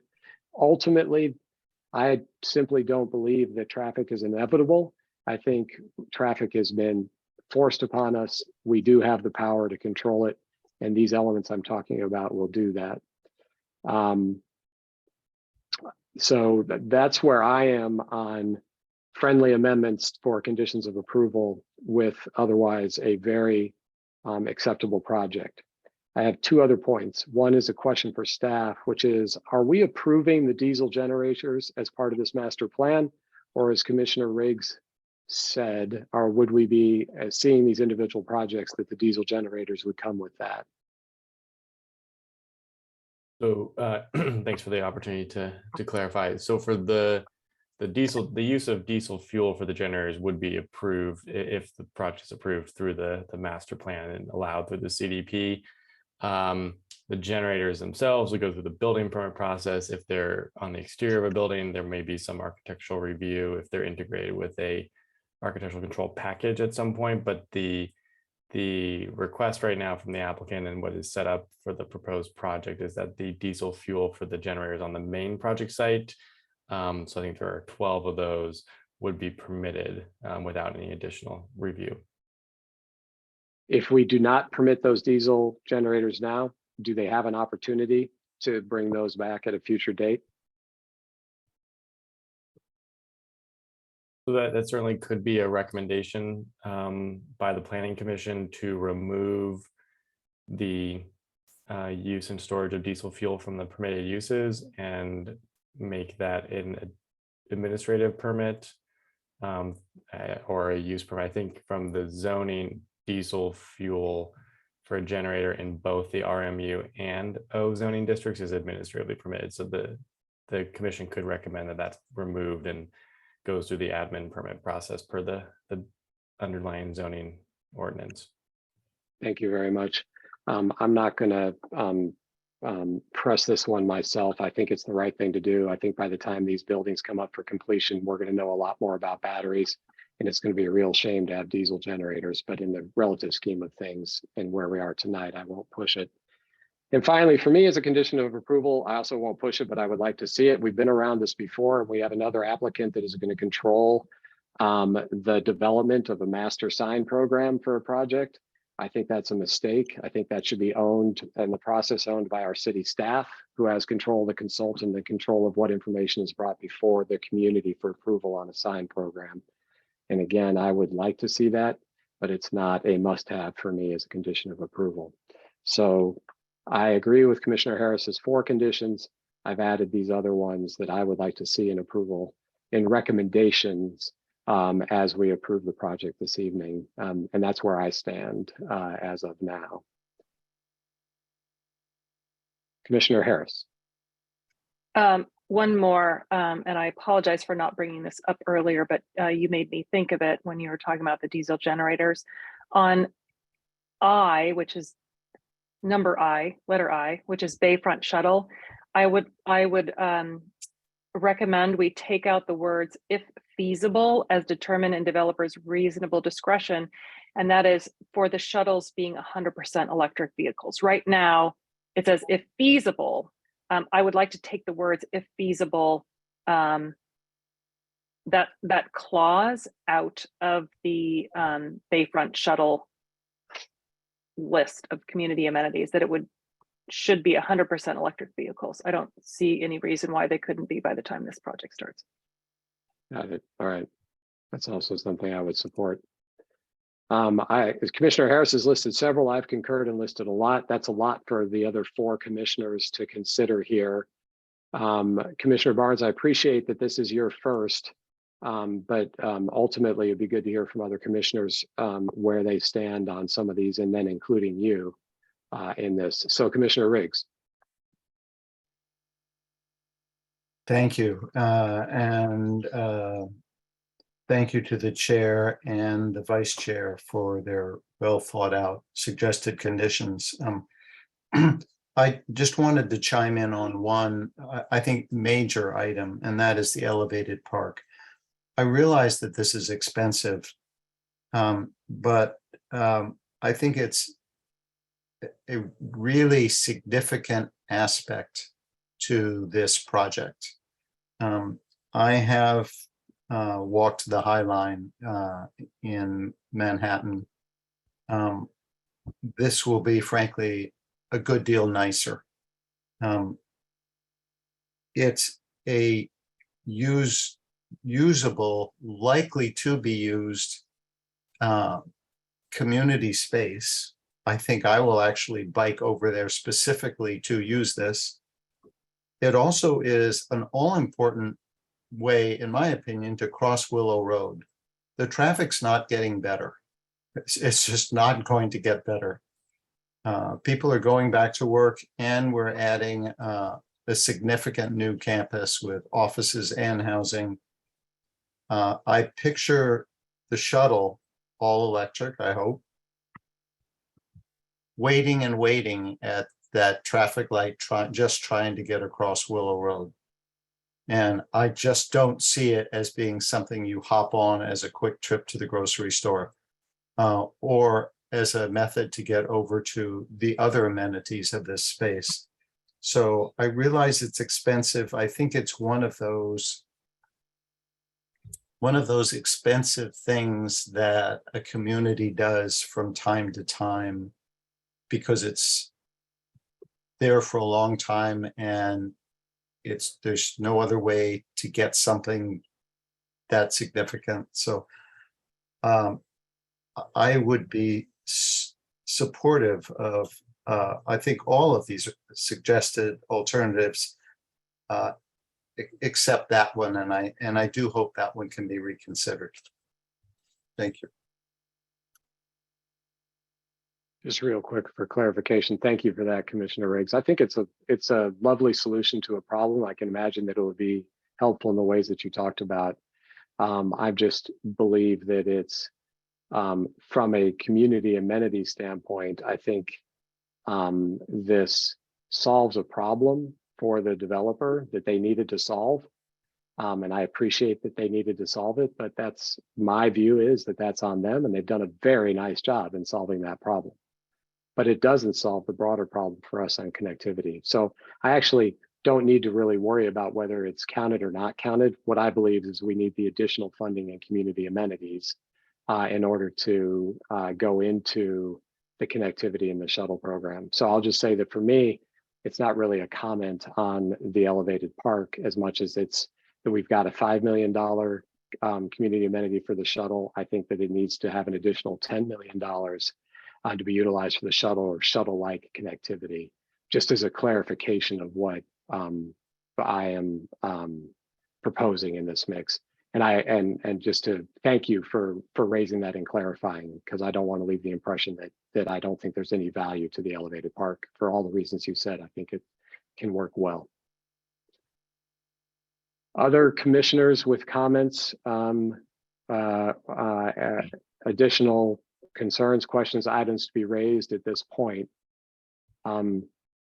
In about 5 or 10 minutes, I'm going to ask us if we need, I don't know, we may be done in 20 minutes, but I may ask that we'll need to have a vote, a majority vote to continue past 11 p.m. And at that point, just remember that's not only just continuing past 11, but that's actually saying a time certain that we would continue to 11:10, 11:15, 11:30. So consider that and consider your own time frame here. Commissioner Tate. Excuse me, I'm comfortable with the amendments. Thank you, Commissioner Tate. Very helpful. So I believe we've heard from, I believe I picked up on Commissioner Harris, have added a bunch. I believe we've heard from Commissioner Riggs, general sentiment, Commissioner Tate, general sentiment. Commissioner Doe? Thank you, Chair. I will just it's been so helpful to listen to the very real concerns about infrastructure and transportation and connectivity, as well as the overall, hopefully, benefit to the community. And I think that the very thoughtful conditions that Chair and Vice Chair have added, I also would be able to support those. Okay.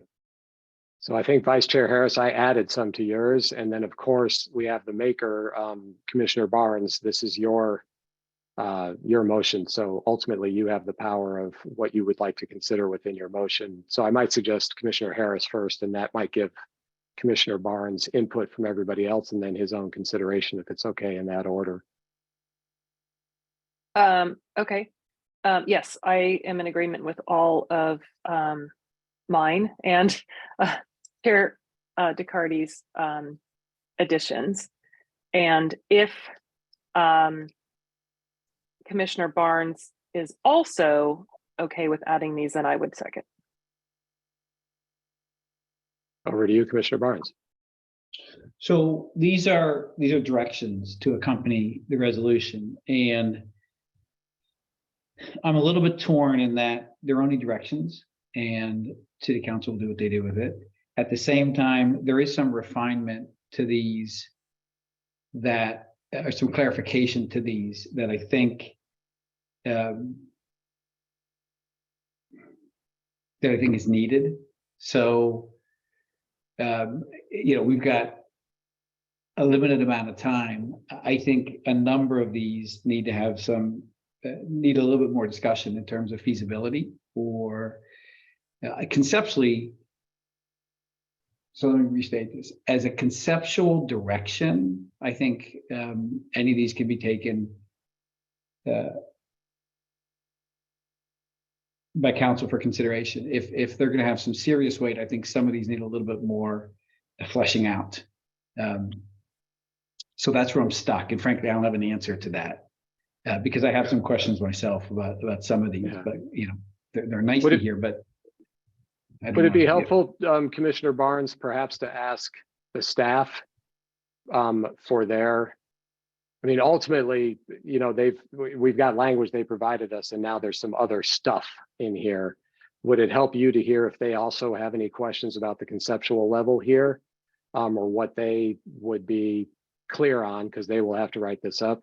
I just offer that as an opportunity that we could hear from staff in this mix. It might be helpful to you. If not, by all means, please continue. I think that is helpful, and that would be a logical next step. Let me try to be concise and offer some of my takes on some of these, some of this additional direction to provide it to council. The first being the guarantee of amenity operations. I think what we're looking for here is mechanisms to ensure the viability and the long-term operations. I'm uncomfortable with the word guarantee because I think what we're looking for is just that, mechanisms and prescriptive language that talks to the long-term operation. So I would rephrase it in that way. The second piece, as it relates to the grocery subsidy, I think from the dais, from our position, I think none of us really know what appropriate subsidy duration is. So I would look to further refinement of that. But I think that for consideration, we can certainly offer a longer tail on that subsidy for the purpose of ensuring that this grocery store is operable. And that's what we're solving for, an operating grocery store, not being prescriptive in terms of the months of subsidy, because I don't think any of us are qualified to do that. The minimum amount, I agree with that. So we have up tos, but can we get some additional direction on what the minimum amounts would be for some of these or for all of these and what that looks like and why? And the minimum amount mostly being what's needed for viability of the project, right? And what is it, or said differently, and from a different lens, what does the city need for viability for the project? So that's a body of work in and of itself. The gap funding, I think is an important concept. I think things that go into that, essentially what we're saying is the amount of funding going to this project should be equal to or greater to what would otherwise be a BMR contribution. Well, we've got the discussion of what about the land contribution by the developer? Does that get counted? There's some complexities to this calculation that I think deserve to be looked at. So what we are solving for is an equal or greater than contribution than what the BMR subsidy would be, to make sure that we're not getting shortchanged on that. And there are some considerations for what counts as contribution. The community facing amenity lagging behind the development of a commercial, I think that's a worthy discussion. And I think that's a relook at the phasing of it and a relook at what is an appropriate delivery, because there are considerations. You have to have critical mass of bodies, whether it's housing or whether it's, you know, on site at the offices, to actually make these businesses work. So what is that inflection point where you have enough critical mass? If you're saying we don't have enough information for that, and we need to speed that up, I think that's worth looking at in terms of direction. I'm not sure I understood the small, your Chair DeCardy's reference to parking garage and opting out of the construction of one of them. So let me double back on that, but let me put a pin in that. As far as the elevated park, you know, I think a lot of that could be said for many of these amenities that they have in here. You know, what is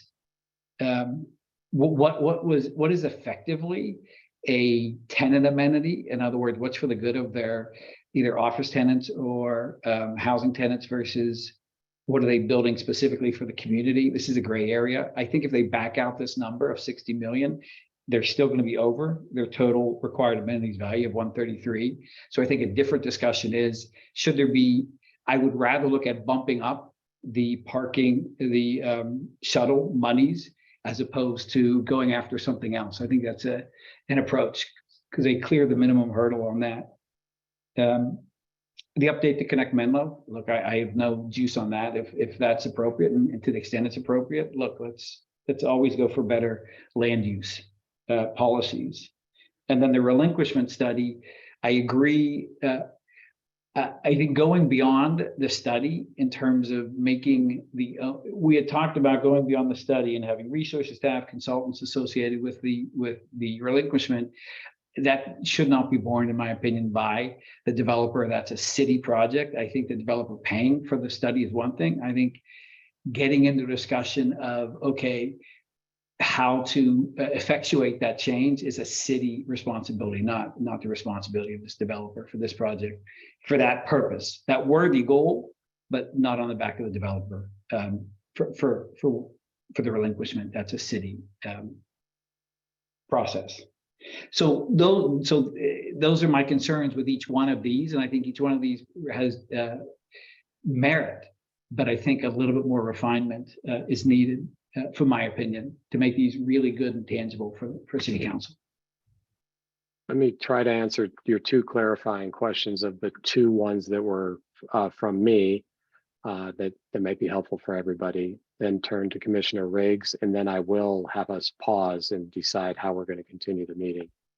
So on the first one, around the parking garage, the main thing for me is that we increase over the current VMT program associated with this project, a reduction in an additional 1,000 single occupancy vehicle car trips to the Meta campuses that are in Menlo Park. I chose that number because it's essentially the equivalent of the parking in that smaller of the two garages, because my point is that I think it is good to ratchet the VMT and then to get rid of the associated parking, and that is actually a benefit to the developer and a benefit to the community. But I'm not making a condition to get rid of the parking garage. If the developer wants to have the parking garage there and do the additional 1,000 trip reduction, as far as I'm concerned, that's up to them.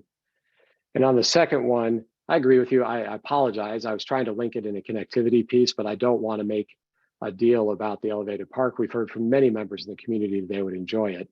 My take is that we need not $5 million in a community amenity for the shuttle and connectivity across from this project. We need an additional 10 million, so there would be 15 million available in the same parameters.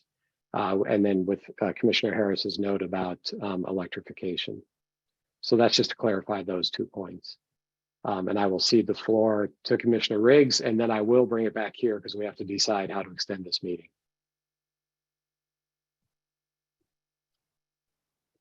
I'm impressed at how these clarifications have come forward. If anything, showing the depth of thought behind them. So through the chair, if I could actually address Mr. Barnes' concerns. What I see here is that we are acting to recommend the necessary motions to enact this master plan. And we are additionally recommending a series of considerations, maybe close to a dozen considerations. I would like to suggest that we do not need to flesh these out because these are recommendations to council. And it would be appropriate for council to hear from staff in terms of the details of these. In fact, from the dais, I don't really want to go too far into the details. I agree with Mr. Barnes' comment about that particular kind of approach and from the dais. So I think if we relay that these are our concerns and alter or clarify, for example, that it's not the elevated park that's the issue, it's that the shuttle could use, we believe, could use considerably more funding. I think if we're so fortunate that staff has been taking notes on the recommendations by the vice chair and by the chair and our subsequent conversations, that those notes and the intent that they represent would be appropriate to carry forward to the city council meeting, so that when it is read that we recommended that minimums be defined and that the grocery store have an extended support base, that council would know where we were coming from, that we would vote such a thing, and that the details in the debate would occur there and then. So I hope that's an acceptable approach. I think, in my opinion, we have actually come to that point where it would be terrific to vote on this motion. If Mr. Barnes can accept these modifications as I've described them as items to be clarified and detailed by staff for the sake of council's consideration. So Commissioner Barnes, I will come back to you, but I did say I needed to, I appreciate Commissioner Riggs's point that we might be done in 4.5 minutes, but we might not. So I would like to entertain a motion that we continue this meeting.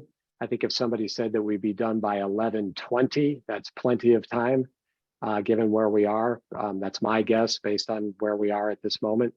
Other commissioners may decide that we need to go longer, but I would suggest entertaining a motion from somebody that we extend our meeting this evening until 11:20 adjournment. We'll need a second and then we'll need to vote quickly, and then the floor is yours after that. Mr. Barnes, I see Commissioner Riggs. So moved. And Vice Chair Harris. Oh, I was gonna agree and say, let's shoot for the 4.5 minutes. Oh, are you okay seconding the, Yes. okay, yes, so you're gonna say, so that's a second? Yeah, or I guess Okay. Riggs, yes, Okay, that's so a I have second. I have Commissioner Riggs as a first, that we will adjourn at 11:20. I have Vice Chair Harris as a second. We will do a quick vote on this, starting with Commissioner Barnes, Yes. Commissioner Doe, Yes. Vice Chair Harris, Yes. Commissioner Riggs, Yes. Commissioner Tate. Yes. I'll vote yes as well. So let the record show that it's unanimous that we will extend until 11:20 adjournment at the latest this evening. And then picking up the conversation, the floor is back to you, Commissioner Barnes. So I am 100% in agreement. I think this is a nice space we're in. I think this all turns though on looking to staff and whomever the brave soul is, and it might be Mr. Parada, who's like, yeah, I got this. I think I've got the range of discussion on each one of these topics. And so through the chair, if we could just query him and see if he's got Yes. what he needs, or do we need to do another round for clarifying the direction we want to give that will accompany what will be a vote and potentially a resolution recommending adoption. All right, that's over to you, Planning Manager Parada. Thank you. So a couple things. So I'll run through my notes. I do have some clarifying questions of the commission as well. And I may call upon our city attorney's office as well as we go through these. But to start, so I think the first one we have is that the request of the commission, or the recommendation of the commission, would be that as part of its evaluation, that the project includes we evaluate including a guarantee of operation for amenities. There's a mention of the grocery store, pharmacy, bank, the air quality monitoring. I did also hear a discussion about mechanisms. And I just want to clarify that there are mechanisms in the development agreement currently. There's Exhibit D identifies them, and then in some summary form, there's a lot of details in the text of the development agreement. So there are mechanisms to ensure that certain things come online or are built by certain dates. I mean, but what there isn't in the DA right now is a guarantee of operation of amenities that are use-based. So there's construction guarantees for the spaces. There's construction guarantees for like the elevated park in terms of timing as it relates to the overall development, but not the operation of amenities. And I'm going to say the grocery store for the sake of simplicity here. So that's what we're hearing, is to evaluate that and recommend that the council consider including an operation guarantee. The second item, and please stop me if Commissioner Parada, yeah, maybe we'll just do these one at a time, and we can go to the person that originally raised them. I think this was Vice Chair Harris. So let's, with that piece on this one, I'd like to turn to Vice Chair Harris for comment or reflection on that. Yes, I think you have that right. I am interested in having stronger language in each of those items, as well as having the air quality and noise quality be operationalized by the applicant. But yes, the other of them, I'd like to have stronger language about the fact that they need to be operational, not just built in the development agreement. Thanks.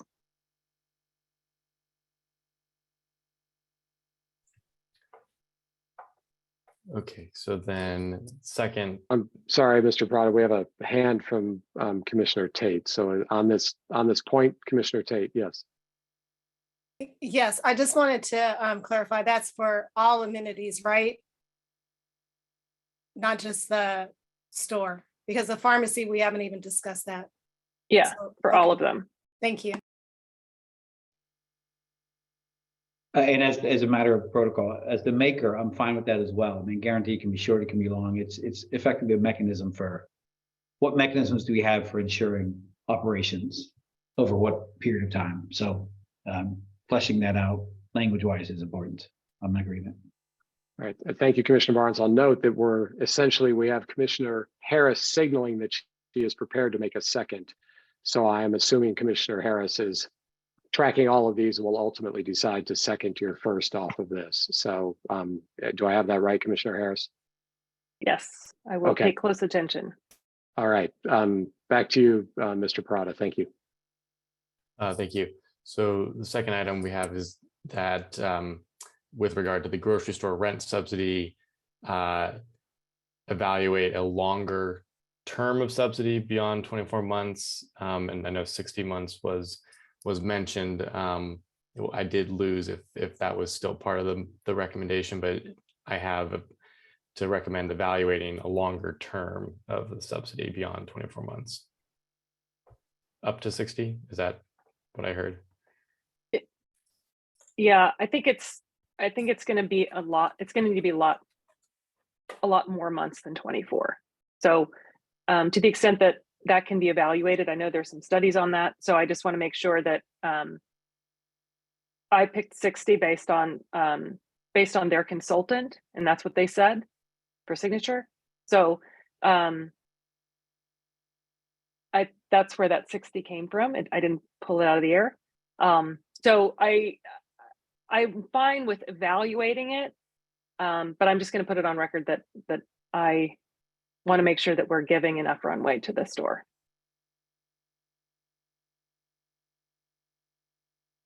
So if the language is an up to 60 months, trying to thread a Commissioner Harris and Commissioner Barnes question here, or let me go the other way, Commissioner Barnes. I mean, it is what the applicant said at a point earlier in the project, that in order to be successful, the store needed to have a 5-year subsidy. I believe that's what Commissioner Harris is referencing. So to the extent of legislating from the dais, as it were, just trying to navigate between the two of you to see if we can come to some landing on this one. Well, given that this is a recommendation, and I think most of the city council folks are going to be watching or are watching or taking notes, I think that's fine. We can maybe note that 60 months was based on the consultant, but that we are but the main goal is to make sure that there's enough runway for the success of the grocery store. How's that? Okay, Mr. Parada, can you work with that? Yeah, I think I have that one. Thanks. Okay. Everybody else okay on that one for right now? I mean, essentially everybody just pay attention to, because this is potentially what we're voting on. So if it's unclear to you, by all means, raise your hand. And Commissioner Tate, thank you for doing that previously. That's exactly the right way to go here. All right, on to the next one, Commissioner. I'm sorry, Mr. Parada.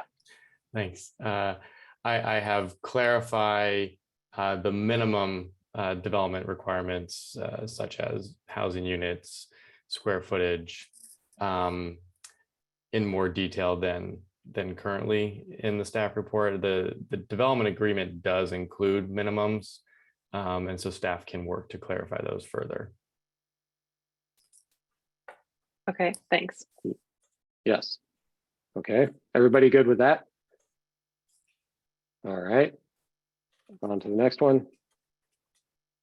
So this one is the gap funding. And so what I have is that the applicant should provide 100% of the gap funds for the senior building to be equivalent as if these were fully inclusionary units.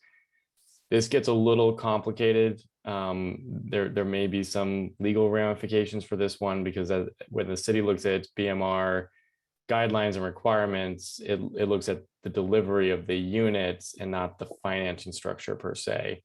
So there, we can certainly evaluate it. There may be some implications there, and I can turn to Anna to potentially add some more context if needed. Could I ask a clarifying question back on that? I appreciate where you're coming from. In my simple brain, it seemed that the principle was that if the senior, that BMR is really important. It's important that it gives us housing at below market rate, and it's important to developers because it gives them the right to be able to build more. Okay, that's great. That's the lever. It's supposed to be fully inclusionary. So in this project, what would it have cost to provide fully inclusionary BMR and to make sure that those funds go to BMR? If we get more than what needs to come from the city calculation and it needs to be considered something else like a amenity or something like that, isn't there a way to be able to do that? So and I think Neera Doherty, our city attorney, is here. That can probably speak to that a little bit more. I do want to also clarify though first that in terms of the funding, one component, while the applicant for the senior standalone building would tap into the federal and state and potentially county funding, there is a guarantee or an agreement as part of the BMR and the project entitlements that the city would not contribute its funds. So part of the assurance there that the city doesn't contribute any of its BMR trust fund to the project. So there isn't that city subsidizing, if you will, the BMR units. But as far as I understand, standalone projects do obtain financing from federal, state, and county pretty frequently to deliver those more affordable, deeper affordable level of units, especially in this case, extremely low and very low. But what I wanted to clarify with that statement was just the city's contribution is covered by the applicant. So I'll turn it over to the city attorney, Neera, now. Thank you. I think that Planning Manager Parada explained it succinctly.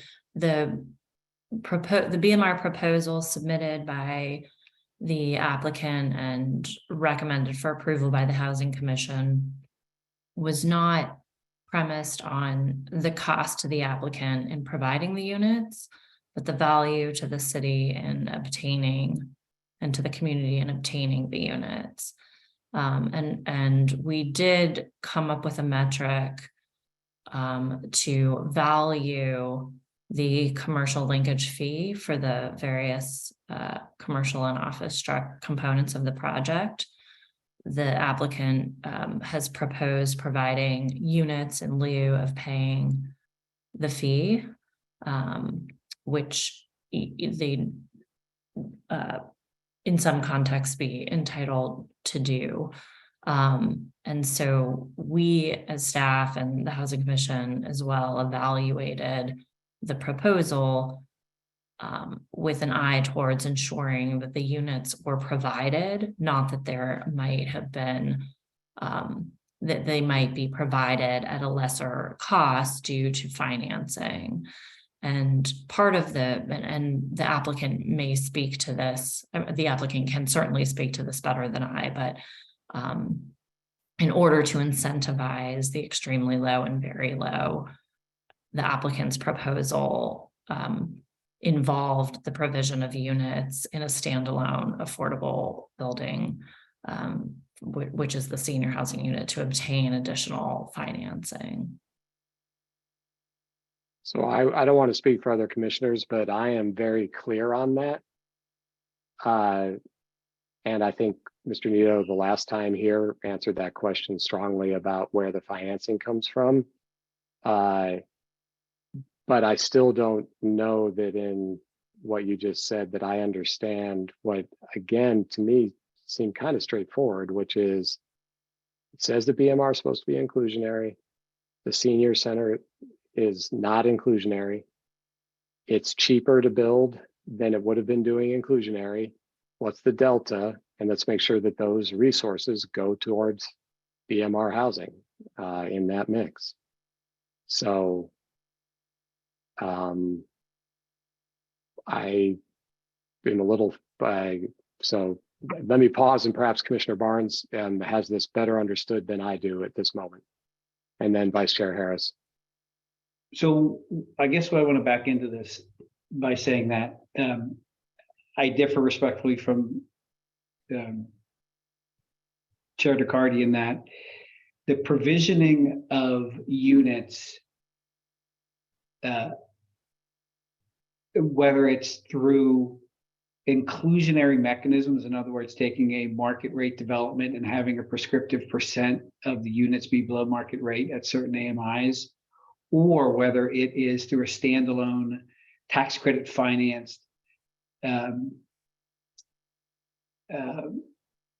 project like this, you get to the same place. And I think that it all, when you're providing units, both of those count, very much so. I think what has certainly me confused or uncomfortable with is the utilization of gap financing as the mechanism for solving the problem. And because there are so many layers of financing in these projects, starting from federal through state, and then you've got county, you've got HUD, you've got HCD money, you've got tax credit money. You just don't know what that gap number is. That gap financing number, that's a colloquial term for what's left after you create your capital stack. I think what we're shooting for is making sure, and I think this is an easily achievable based on the number of units and the very low AMIs that they're going for, and the number of 30% AMI level units they have. But what we're solving for is making sure the value of the units contributed through their standalone, the value, right, of the units contributed through the standalone project is not less than what they would have contributed through making a whole bunch of other market rate developments and having BMR units in there. And there's a calculation in there. So we're just trying to true up for a like and similar contribution. And you can come at it through the provision of units. You can come at it through what's the deferred rent associated with the offering of the different units based on what market is. But I'm saying, I'm agreeing with the city attorney in that however you get there, the benefit is the same. It's the mechanism for quantifying what that benefit is that I think we're talking about. And I'm uncomfortable with the utilization of the gap financing number because that's an undefined number. And if they want to use gap financing for it and they want to contribute to dirt and have that be part of it, that's fine. But just truing that up against what their inclusionary requirement would be and how much that would, what's the economic benefit of that versus this. I don't know how to say it any differently than that. That's what we're solving for, in my opinion. And it doesn't have to be super complicated. I just don't know that gap financing being the end all be all as the term for solving for that is the right way to go about it. You know, I apologize through the chair, but in the interest of time and having only 7 minutes, could we simply say, staff, do you understand the intent here? May I be so bold? Yeah, that's fine. You know, staff understands the intent. We can include the recommendation. And Commissioner Barnes, I'll just say thank you. You explained that better than I did in that mix, but where you're at is what I was trying to get to. So I'm fine with that. Thank you, Commissioner Riggs. All right. So that was the chair. BMR piece. Yes, go ahead. Mr. Pratt on the next one. Sure, thanks. Yeah. The next one we have is to evaluate the delivery timeline for community amenities alongside the office square footage, effectively tightening up the timeline. Yeah, essentially, I believe the sentiment is that the one is lagging. The community facing pieces is slightly lagging the office, and let's get that so that there is greater equivalency. And that has the impact of nudging the concerns of commissioners so that the grocery store, the housing, the affordable housing, the other community amenities show up slightly earlier in the project relative to where they are now. Thank you. And then the next one we have is that incorporated TDM plan that reduces 1,000 additional vehicle trips into Menlo Park or remove the smaller parking garage for the office campus. I think staff does need a clarification on this one as to whether the commission is looking for a reduction in trips from this project specifically or all projects. And then I'll just cut to the chase. I think there is an issue with applying a condition from this project to another project. So it would need to be from the Willow Village project proposal before the commission. I'm completely fine with that, and then fine with the city council working through with the applicant on what that means, personally. But the key thing is the 1,000 single occupancy trip reduction is the key thing.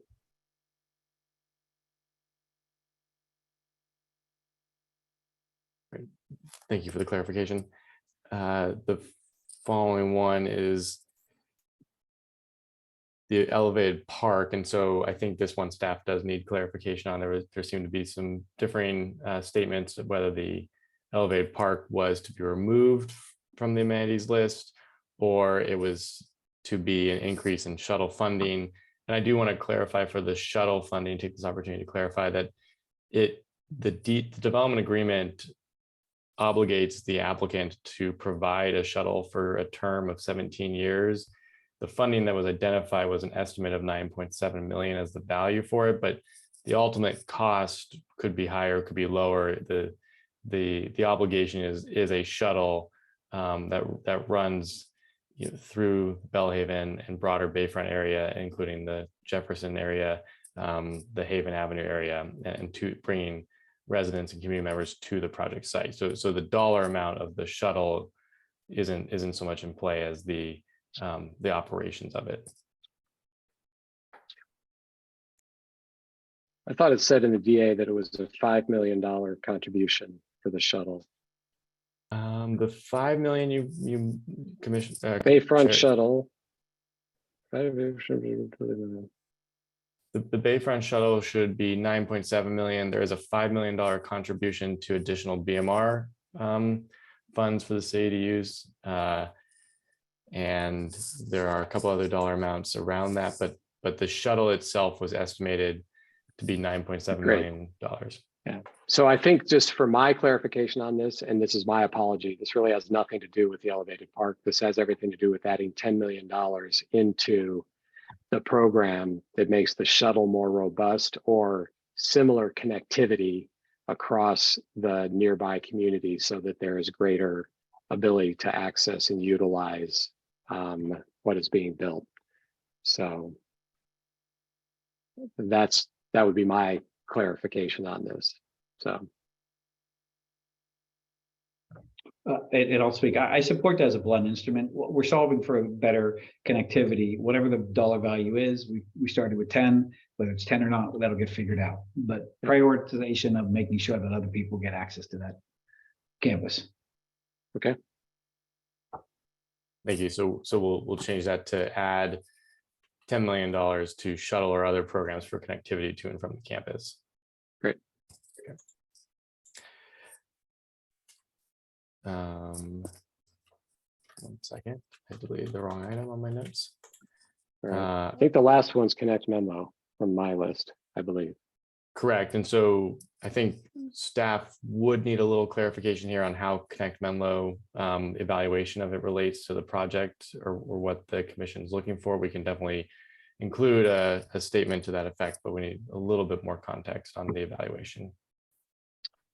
I think the simple version is that Connect Menlo has been in place for a number of years, and that the recommendation is that the city council has to open up and reevaluate Connect Menlo to determine whether it is viable going forward, or if it should be, I'm now vamping a little bit so to other commissioners. It's essentially at city council discretion, but that the sentiment is that Connect Menlo needs to be reevaluated because as an instrument that is guiding these projects, it is no longer successful in the underlying guidance that all these projects are coming to us. And the city council needs to look at that and determine how to better make it work for our community in the future by whatever that mechanism is. That's the way I would describe it, as opposed to saying that the recommendation is 100% that they need to open it up, as an element of the general plan.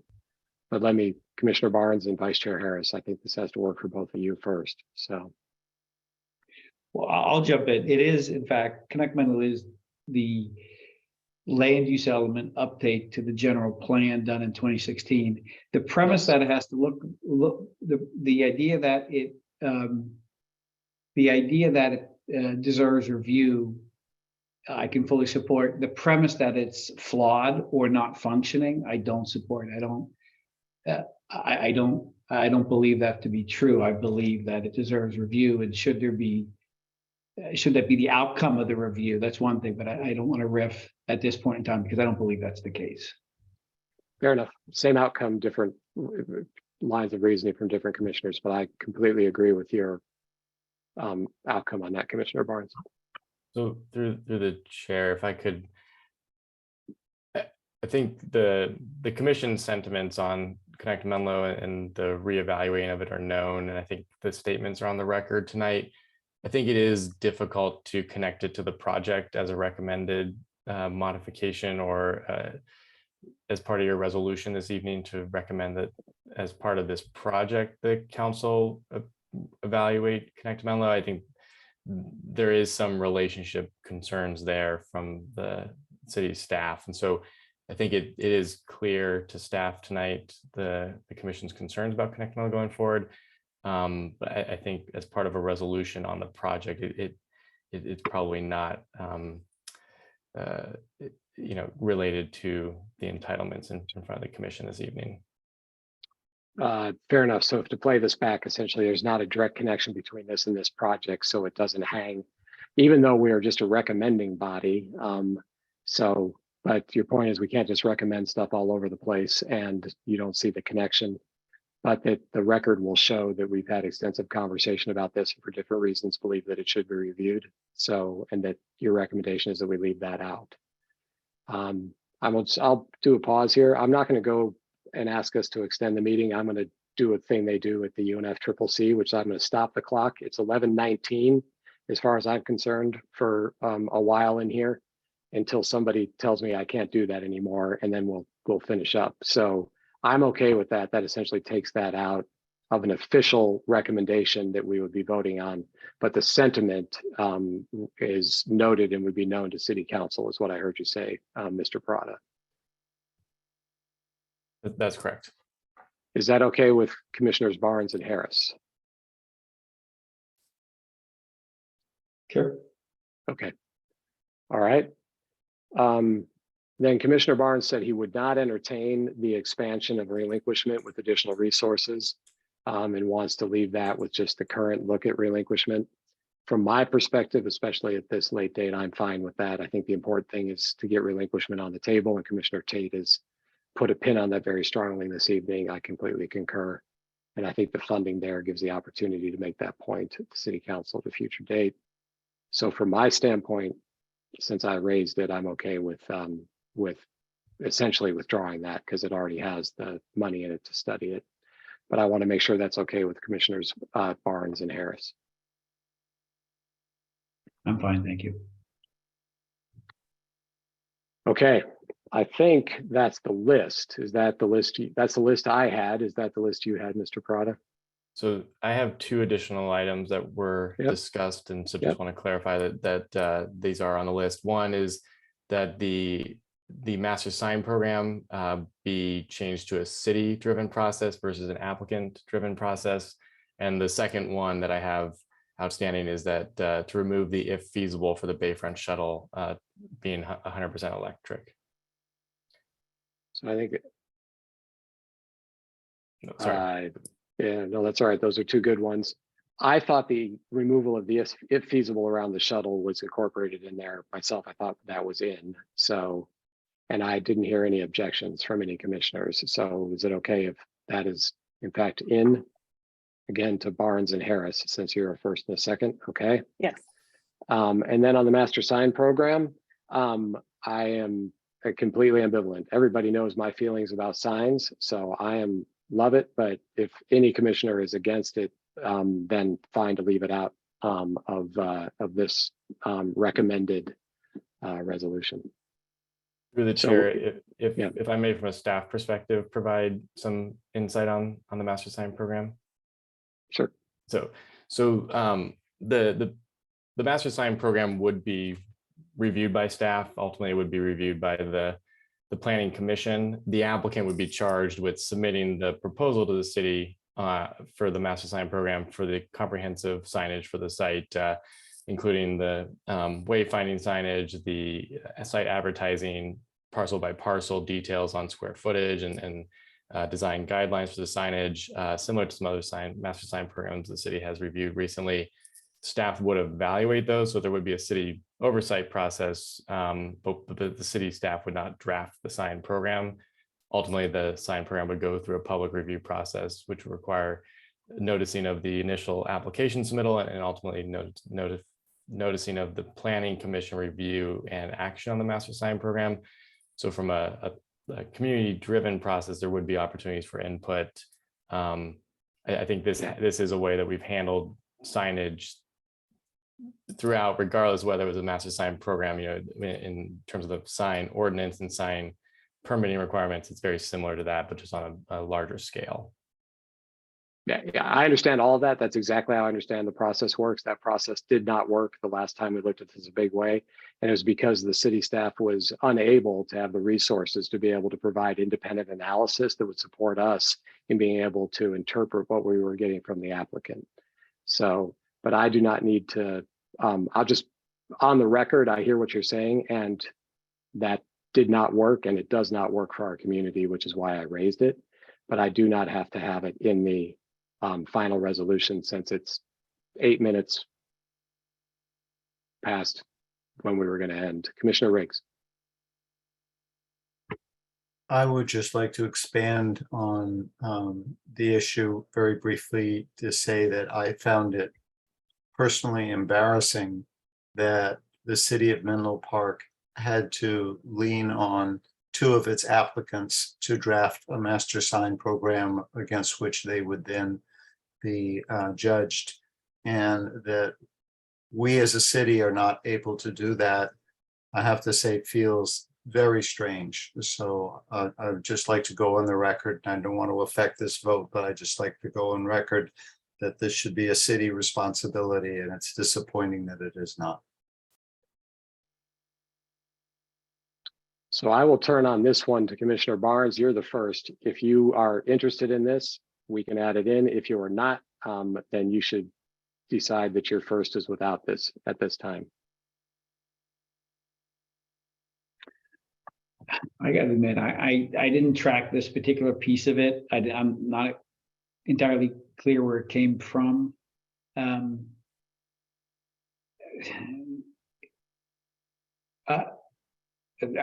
don't have any opinion. I'm not tracking this, but I don't know where this came in from, and that's my fault. I didn't track it, so I'm neutral on it. I don't have an opinion. I apologize. All right. My recommendation is we leave it off at this time. There's only so much we can do. I certainly have made my preference known to city council members and other on all of this. So, this again, we're recommending, and they can read minutes of things as well. So I'm fine leaving that out for right now. And then likewise, my concern about the diesel generators, we can let that one lie as well, I believe, Mr. Parada. So with that, have we touched on all the ones that were potentially raised? I believe so. From staff's perspective, this completes my notes on the recommended considerations for the city council. All right. So, and just on the count, you have 7, is that correct, Mr. Parada, that we have touched on? You don't have to go over them all, but I just want to, do I got the number right? I have 8. I have the guarantee Review of for operation. Yep.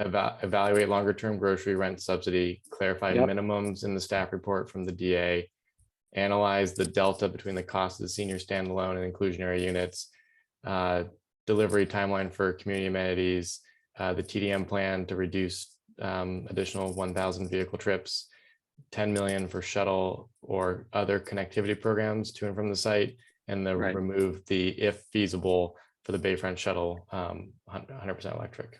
Great, I had collapsed those 2 into 1. So that's the 8. All right, so Commissioner Barnes, so you have a first on the table. You now have those 8 as recommendations to be added to it. Are you okay with that? I'm not just okay with it. I appreciate the input from my fellow commissioners. Thank you. And I'm in agreement. All right, Vice Chair Harris, you were considering a second. Are you okay seconding at this point? Yes, I am seconding. All right, is there any other commissioner discussion or questions or clarification before we move to a vote?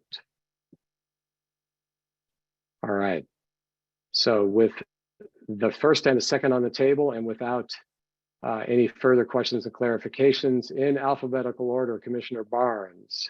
Yes. Commissioner Doe. Yes. Vice Chair Harris, Yes. Commissioner Riggs, Yes. Commissioner Tate. Yes. I will vote yes as well.